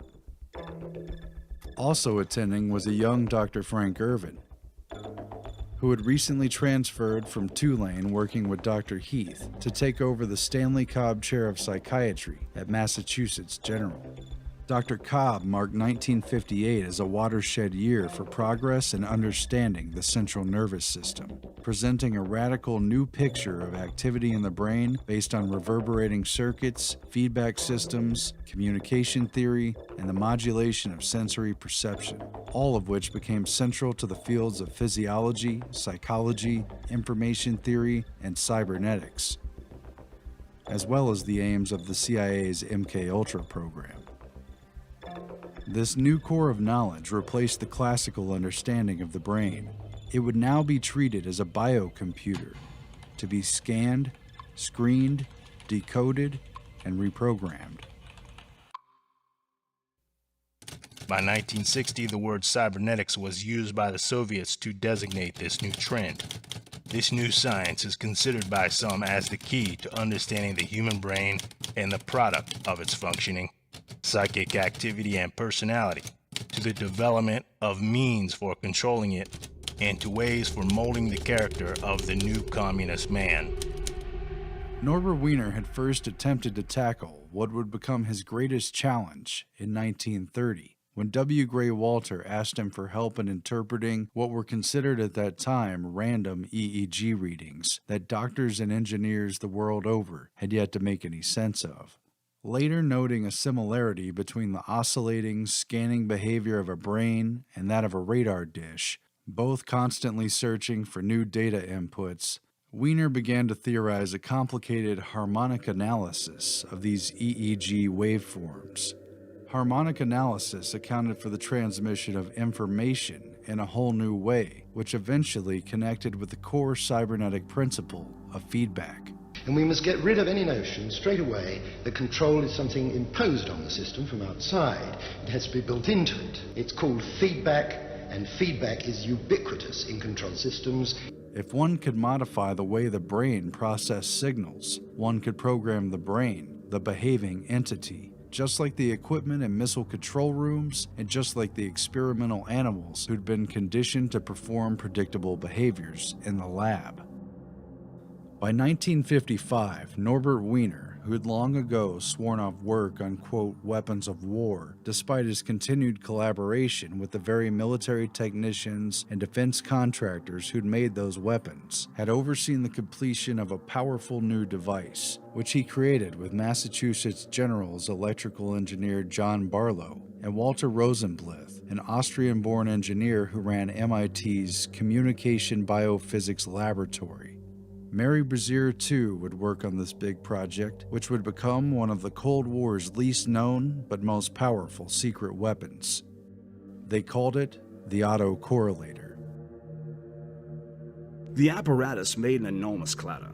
The 24 relays in the rapid repeater, the central processing unit that correlated one waveform with another, chatted incessantly among themselves. The clanking kept up for 20 minutes for each correlation, until the machine spit out its completed correlogram and came to a thumping, self-satisfied halt. Norbert Wiener loved the racket. He was captivated. He was absolutely fixed on the printout as it was coming out. Wiener's goal for the project was nothing less than to find the Rosetta Stone for the script of the brainwaves. A machine that analyzed brainwaves in analog mode. As authors Conway and Siegelman wrote, the correlator was Wiener's baby, the first analog computer to apply his statistical methods automatically to the analysis of brain function. Wiener considered the machine to be the most significant work of all the things he had ever accomplished. It took Norbert Wiener 25 years to crack the code of EEGs, It was the culmination of cybernetic research that he and Arturo Rosenbluth had begun on automata and feedback more than a decade earlier, leading up to the first Macy's Cybernetics meeting on cerebral inhibition in 1942. In cybernetic terms, EEG represented the first known language, which was not symbolic, but rather communicated directly and powerfully in its expression. The autocorrelator now made it possible to interpret brainwaves intelligently and automatically via computer, and for that computer to send a reciprocal response back through EEG to excite or inhibit brain activity. And when Mary Brazier transferred to UCLA for the opening of Magoon's Brain Research Institute, she brought the autocorrelator with her. Years later, all of this would have grave consequences for Leonard Kyle. They turned him into a shell of a human being, where the spirit was still there, but it couldn't peep out very well through the tangled wires, the murdered brain cells. He was psychotic, and he was violent when restrained at times. He'd never been anything like that. Never been anything like that.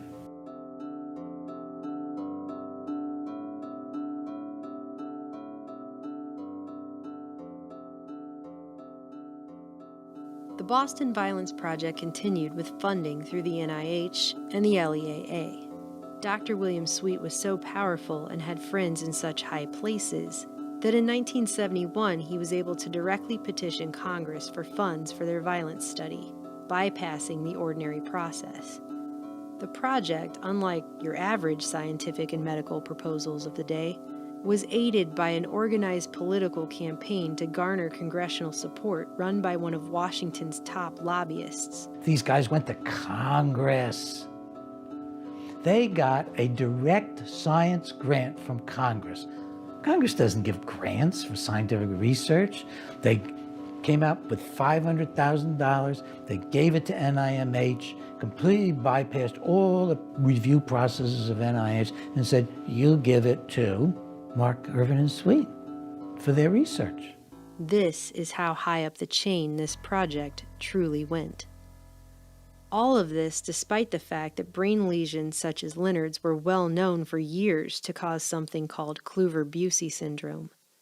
In 1939, psychologist and mescaline researcher Heinrich Kluver, a core member of the Macy's Cybernetics group, and his colleague neurosurgeon Paul Bucy observed that monkeys who received bilateral temporolimbic lesions fell victim to a multitude of permanent behavioral effects, including everything from docility to psychic blindness, or the inability to appropriately recognize the emotional importance of events, such as the ability to feel fear. The same effects were produced when lesions were burned into the amygdala as well.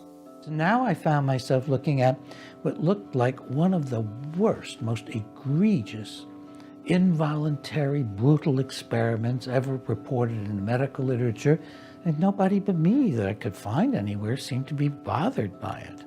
One unlikely source of concern came in the form of neurologist Dr. Ernst Rodin, who visited the Boston group after reading Violence in the Brain, hoping to gain information he could apply to a similar experiment he planned to run on violent sex offenders out of the Lafayette Clinic in Detroit.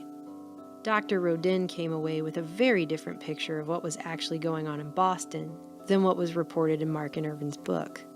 The nursing staff informed him that, despite supposedly being a project about the treatment of violent criminals, none of the 35 patients in Mark and Irvin's initial study were violent criminals, or even truly violent people. Dr. Ira Sherwin, the Boston Project's head neurologist, concurred with the nurses and stated that he was not aware of any genuinely successful cases, including Julia S. and Thomas R. Of Violence in the Brain and Mark and Irvin's research, Dr. Rodin concluded, "We have been misled." Maybe now is a good time to mention that, just like Drs. Heath and Delgado, a FOIA request to the CIA regarding any contract work done by Drs. Mark, Irvin, or Sweet for the agency was returned with a statement that the agency could neither confirm nor deny that the men had ever worked for them. So we have these American surgeons, some of the most famous in the country, getting funding from a combination of NIMH and the Justice. Can you imagine anything more totalitarian than putting psychiatry and justice together?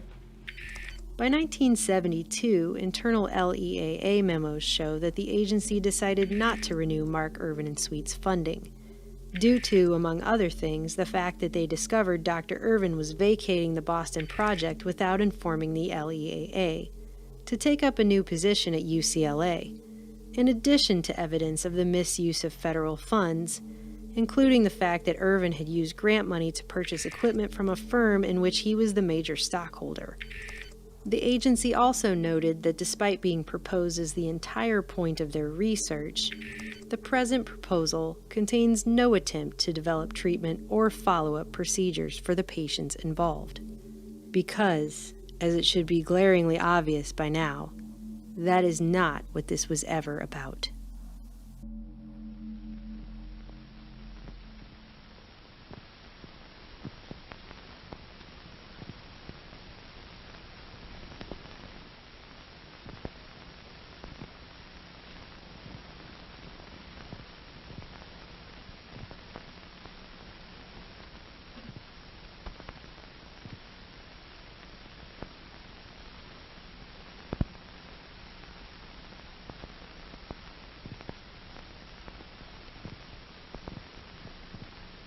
In chimpanzee Patty, brainwaves telemetered from the left and right amygdala were received and automatically analyzed by an online analog computer.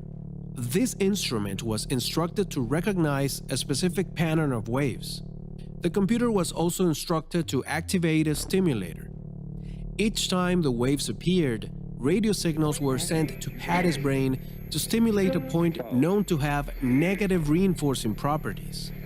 Electrical stimulation of one cerebral structure was contingent upon specific EEG patterns in another area of the brain, and the whole process of identification of information and command of action was decided by the online computer. In this process, Patty's very capacity for carrying out certain behaviors was drastically and rapidly altered through a very sophisticated form of computer-driven conditioning, which continued until the offending brain activity was no longer physically possible. 2 hours after the brain-to-computer feedback was established, activity in the amygdaloid nucleus was reduced to 50%. 6 days later, with daily 2-hour periods of feedback, drastically reduced to only 1% of normal occurrence. The experiment showed how brainwaves could be singled out and virtually eradicated. Using the autocorrelator, EEG expression was filtered, altered, and domesticated.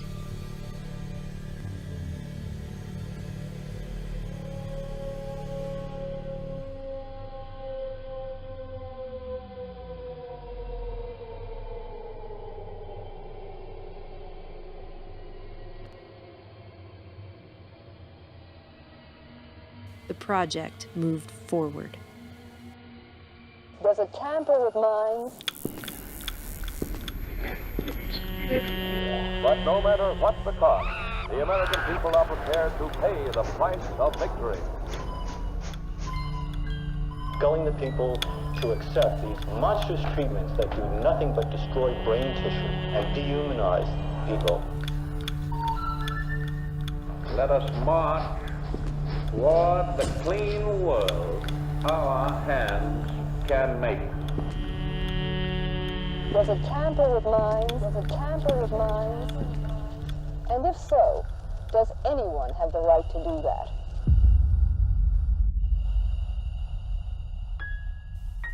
Leonard would die 3 decades later at the age of 65 at the Bedford VA just outside Boston, having spent the latter half of his life a totally disabled, heavily medicated mental patient in a psych ward.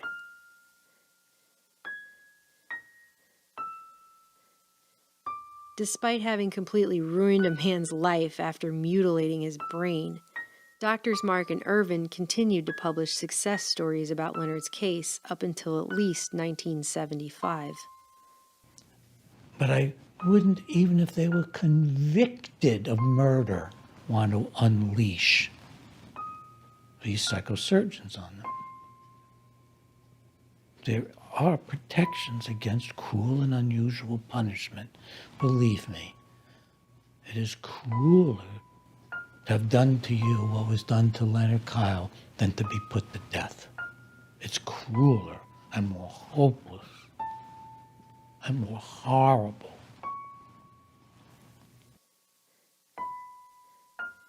In May 1972, Dr. William Sweet again personally approached the Senate Labor and Health, Education, and Welfare Appropriations Committee for more money.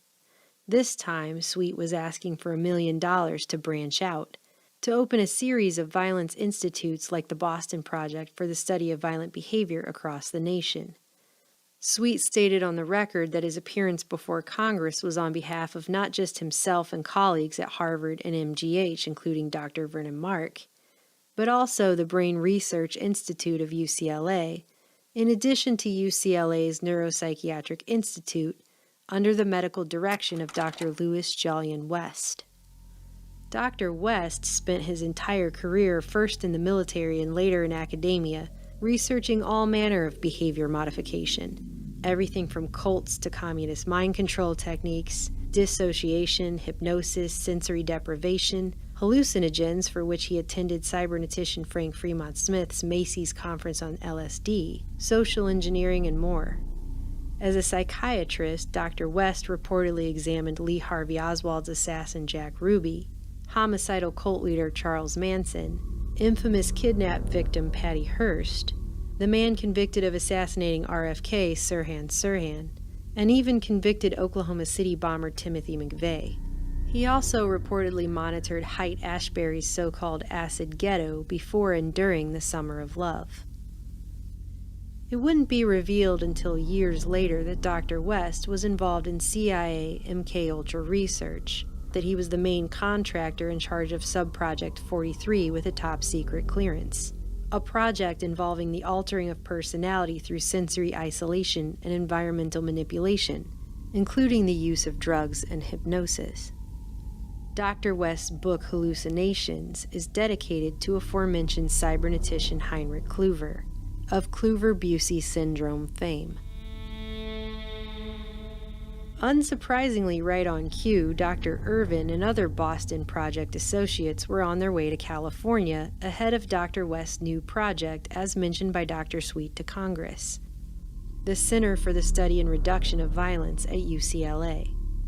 Sounding just like Drs. Mark, Irvin, Sweet, and Delgado, Dr. West decried the growing plague of violence as our greatest ill, and claimed his was just the project President LBJ's Violence Commission had called for to cure it.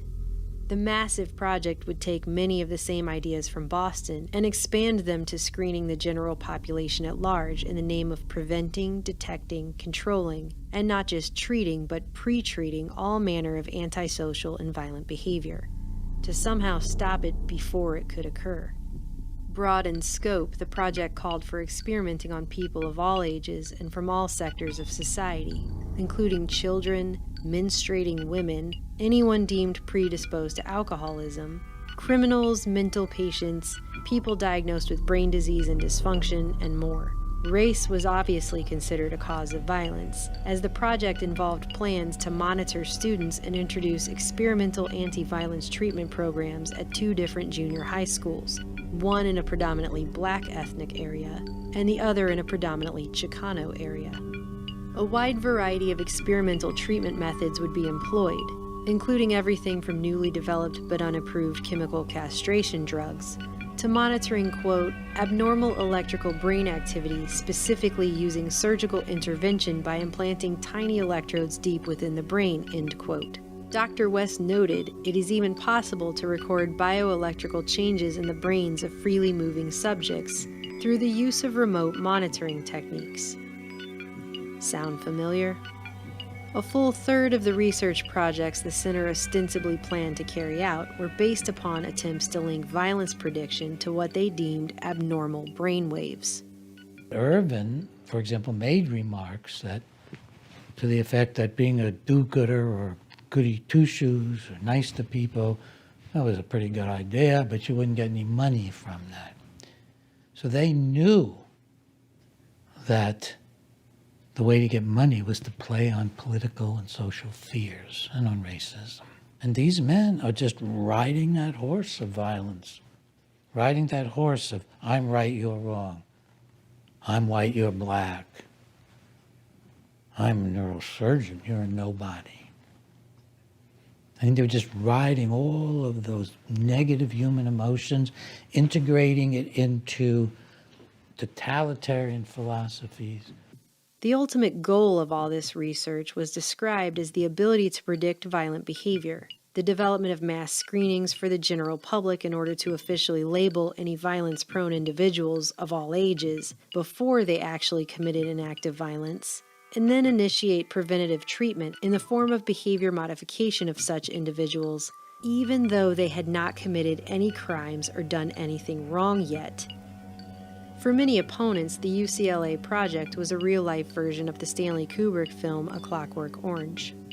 The center was described in a congressional hearing as a laboratory for the Department of Corrections and law enforcement officials with the diaphanous veneer of UCLA. Prisoners and patients at state hospitals and medical correctional facilities would also be used as guinea pigs for this experimental research, including those being held at Vacaville, Camarillo, and Atascadero. Vacaville had recently had its experimental maximum psychiatric diagnostic unit shut down, following public outcry after it came to light that 3 prisoners had been amygdalotomized to inhibit their aggressive tendencies in 1968, with disastrous results, all of which the prison attempted to deny ever happened at first. One of the things that I had not imagined early on was all of this might have political implications. It didn't dawn on me. I'm embarrassed at how naive I was about life. I had no idea the treachery of outstanding people in the field of medicine, psychiatry, neurology, neurosurgery.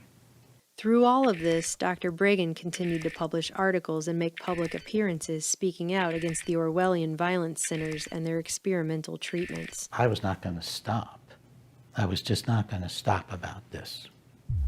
Again, unsurprisingly, in the initial proposal dated September 1972, Dr. Frank Irvin was listed as a UCLA faculty member who had already submitted research to the project before it even officially began, on violence in the brain, bioelectrics, and behavioral studies. Once again, it became apparent this project had already been approved in the upper echelons of government, when then California Governor Ronald Reagan proudly announced the formation and $1 million funding of the UCLA Center in his January 1973 State of the State address. In the weeks that followed, however, the plans for the center were leaked to an already anxious public by Director West's opponents inside his own neuropsychiatric institute. Protests began breaking out on the UCLA campus and outside the NPI. Protests against the use of psychosurgery to curb violence. Protests against what some called a clockwork orange at UCLA. Protests against the obviously racist and sexist overtones of the proposal, and considering Dr. Irvin's timely presence at UCLA just prior to the project's announcement, protests against Drs. West and Irvin personally. Several students were even arrested after they chained themselves to Dr. West's desk. The project's proposal went through at least 4 revisions as Dr. West frantically attempted to rebrand his new violence center and regain public trust. Frank Irvin's name was removed from all subsequent drafts altogether. So was any trace of reference to psychosurgery, something that in the meantime Dr. Mark redefined in journal articles specifically as the creation of lesions in the brain and not the drilling into the skull for the placement of electrodes. This weak semantic argument allowed Dr. West to proclaim that his center was never going to be involved in psychosurgery of any kind, despite the fact that the placement of deep brain electrodes in test subjects, possibly including children, was a stated objective in his first proposal draft. By 1974, they even took the word violence out of the title, renaming the whole thing as the UCLA Project on Life-Threatening Behavior. Despite all the edits and reassurances, internal documents continued to get leaked to the press, and public opposition continued to build.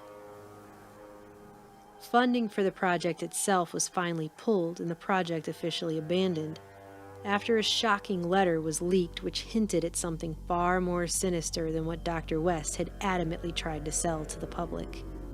The letter was written by Dr. West to a man who appeared to be his good personal friend, Dr. J.M. Stubblebine, then Director of Health in the California State Office of Health Planning. It read, "Dear Stubb, I am in possession of confidential information to the effect that the Army is prepared to turn over Nike missile bases to state and local agencies for non-military purposes. They may look with special favor on health-related applications. Such a Nike missile base is located in the Santa Monica Mountains within a half-hour's drive of the Neuropsychiatric Institute. It is accessible but relatively remote.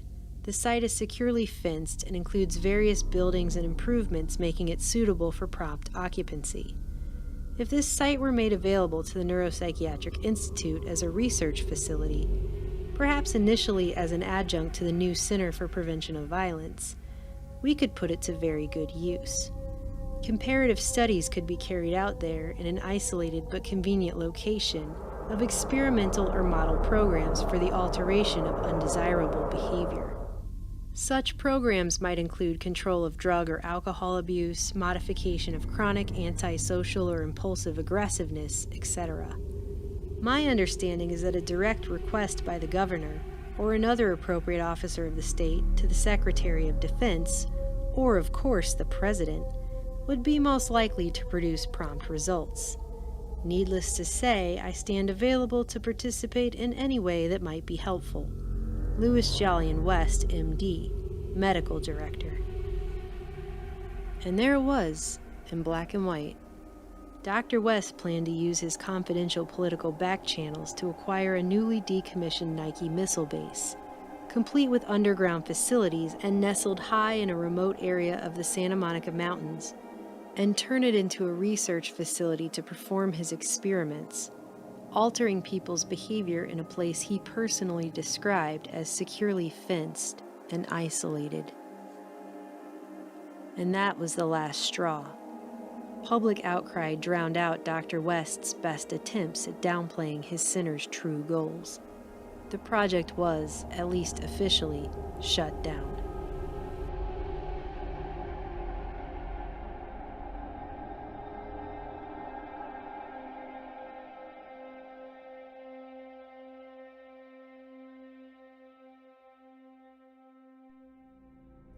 We are advancing rapidly in the pattern recognition of electrical correlates of behavior. Dr. Delgado's highly publicized taming of the bull was just the opening act before the real show began.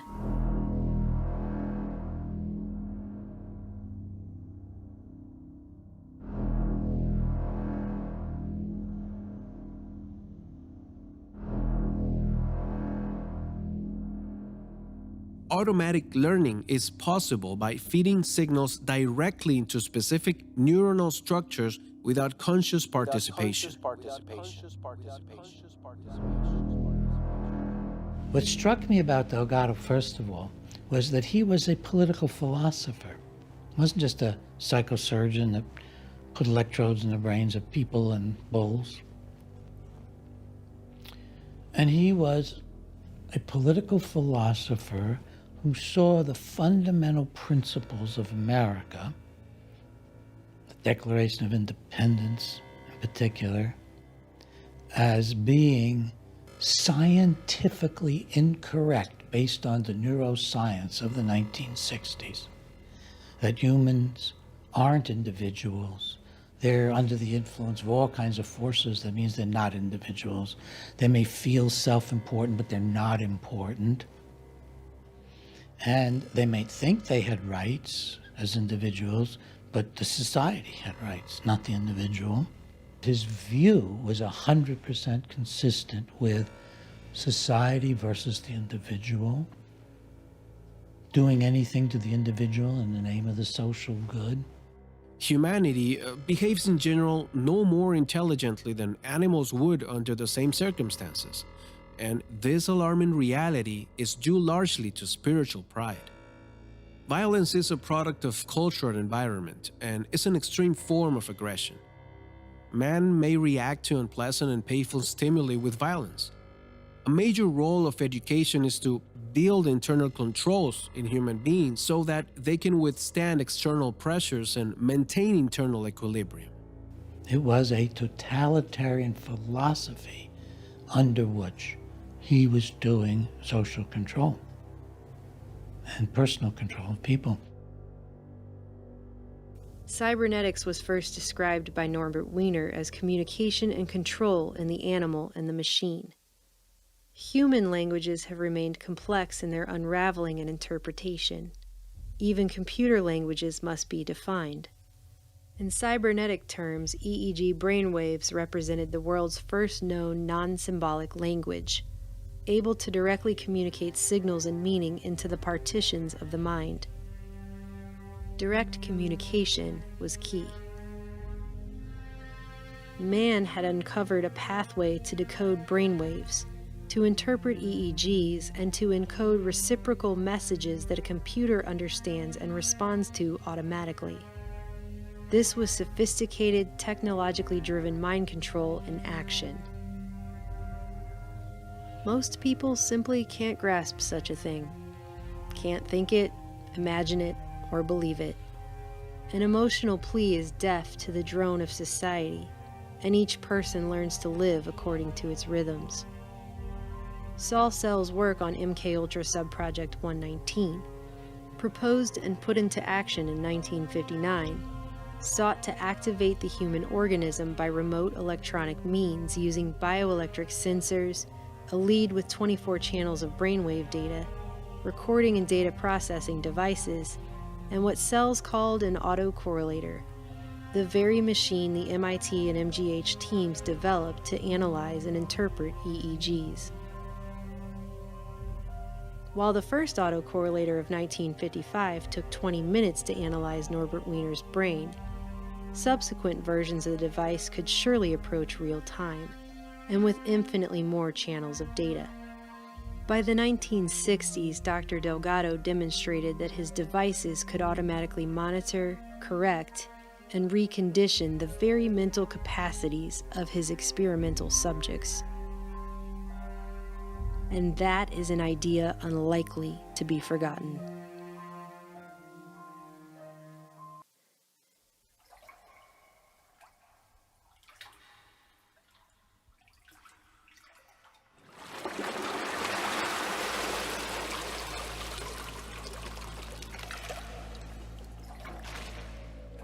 Can the human mind be controlled and remain human?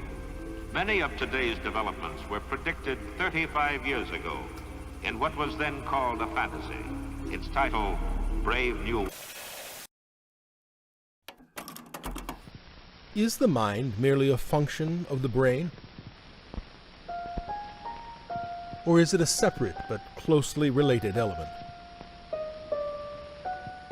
In the past 50 years, we have come to recognize that in the brain there is an amazing automatic sensory and motor computer that utilizes the conditioned reflexes. And there is a highest brain mechanism that is closely related to what men have long referred to as consciousness, or the mind, or spirit. But the mind, I surmise, can give direction only through the mind's brain mechanism. It is all very much like programming a private computer. The program comes to an electrical computer from without. The same is true of each biological computer. Purpose comes to it from outside its own mechanism. This suggests that the mind has energy. There I must leave it.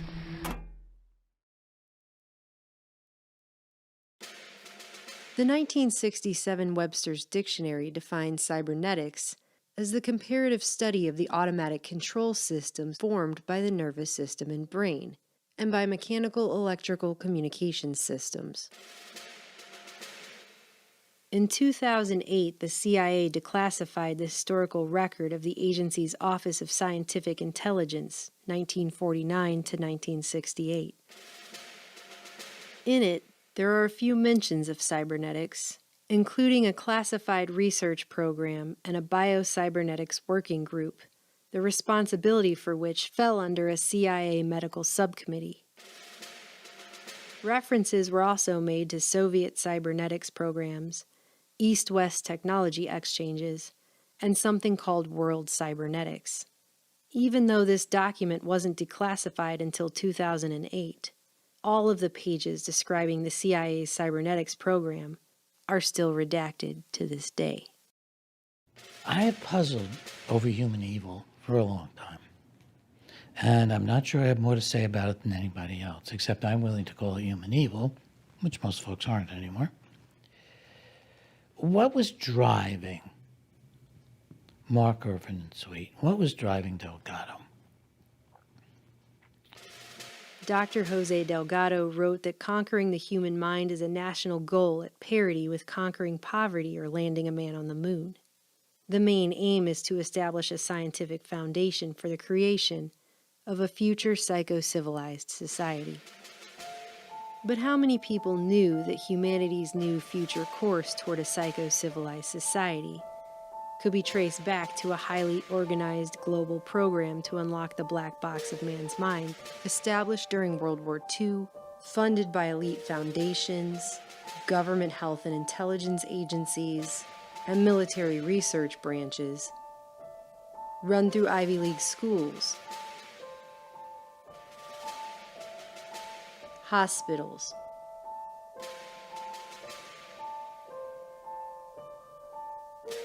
mental health facilities, and prisons, and involving a diffuse global network of intelligence agents, neurologists, psychologists, psychiatrists, physiologists, anthropologists, mathematicians, and cyberneticians, all seemingly working under the same United Nations UNESCO goal for decades: how to create peace in the minds of men. The governments of the states parties to this Constitution, on behalf of their peoples, declare that since wars begin in the minds of men, it is in the minds of men that the defenses of peace must be constructed. In summary, therefore, there is no evidence that the Soviets have any techniques or agents capable of producing particular behavioral patterns which are not available in the West.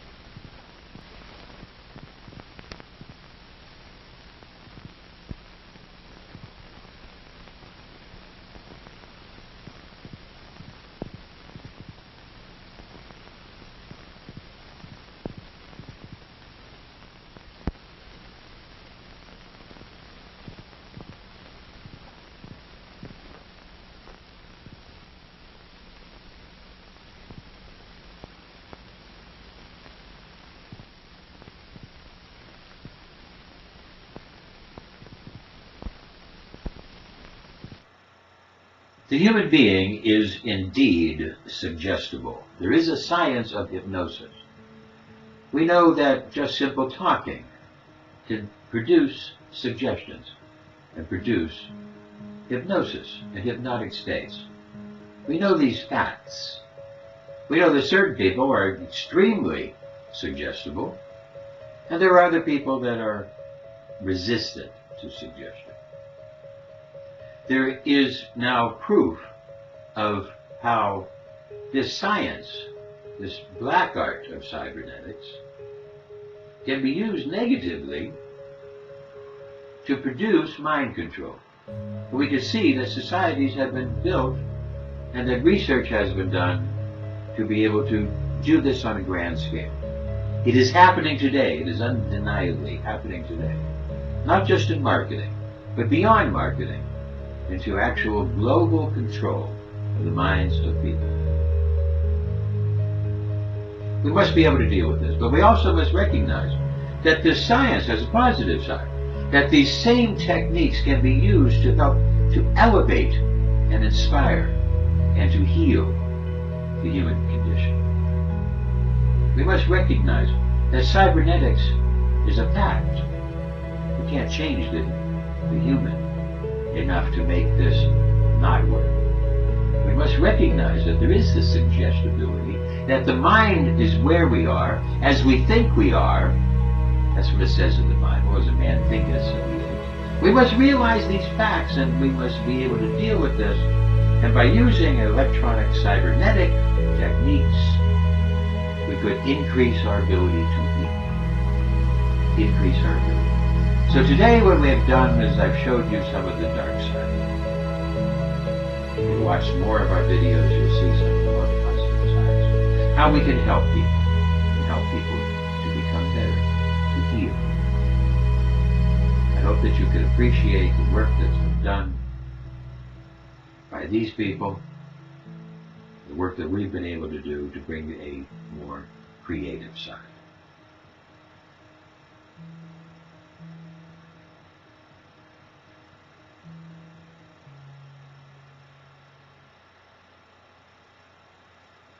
I think, therefore I am. I think, therefore I watch I Am Flicks. So pay attention and look for more of our videos to be able to see information on the positive sides of cybernetics to help make your life better, free your will, and heal your ailments.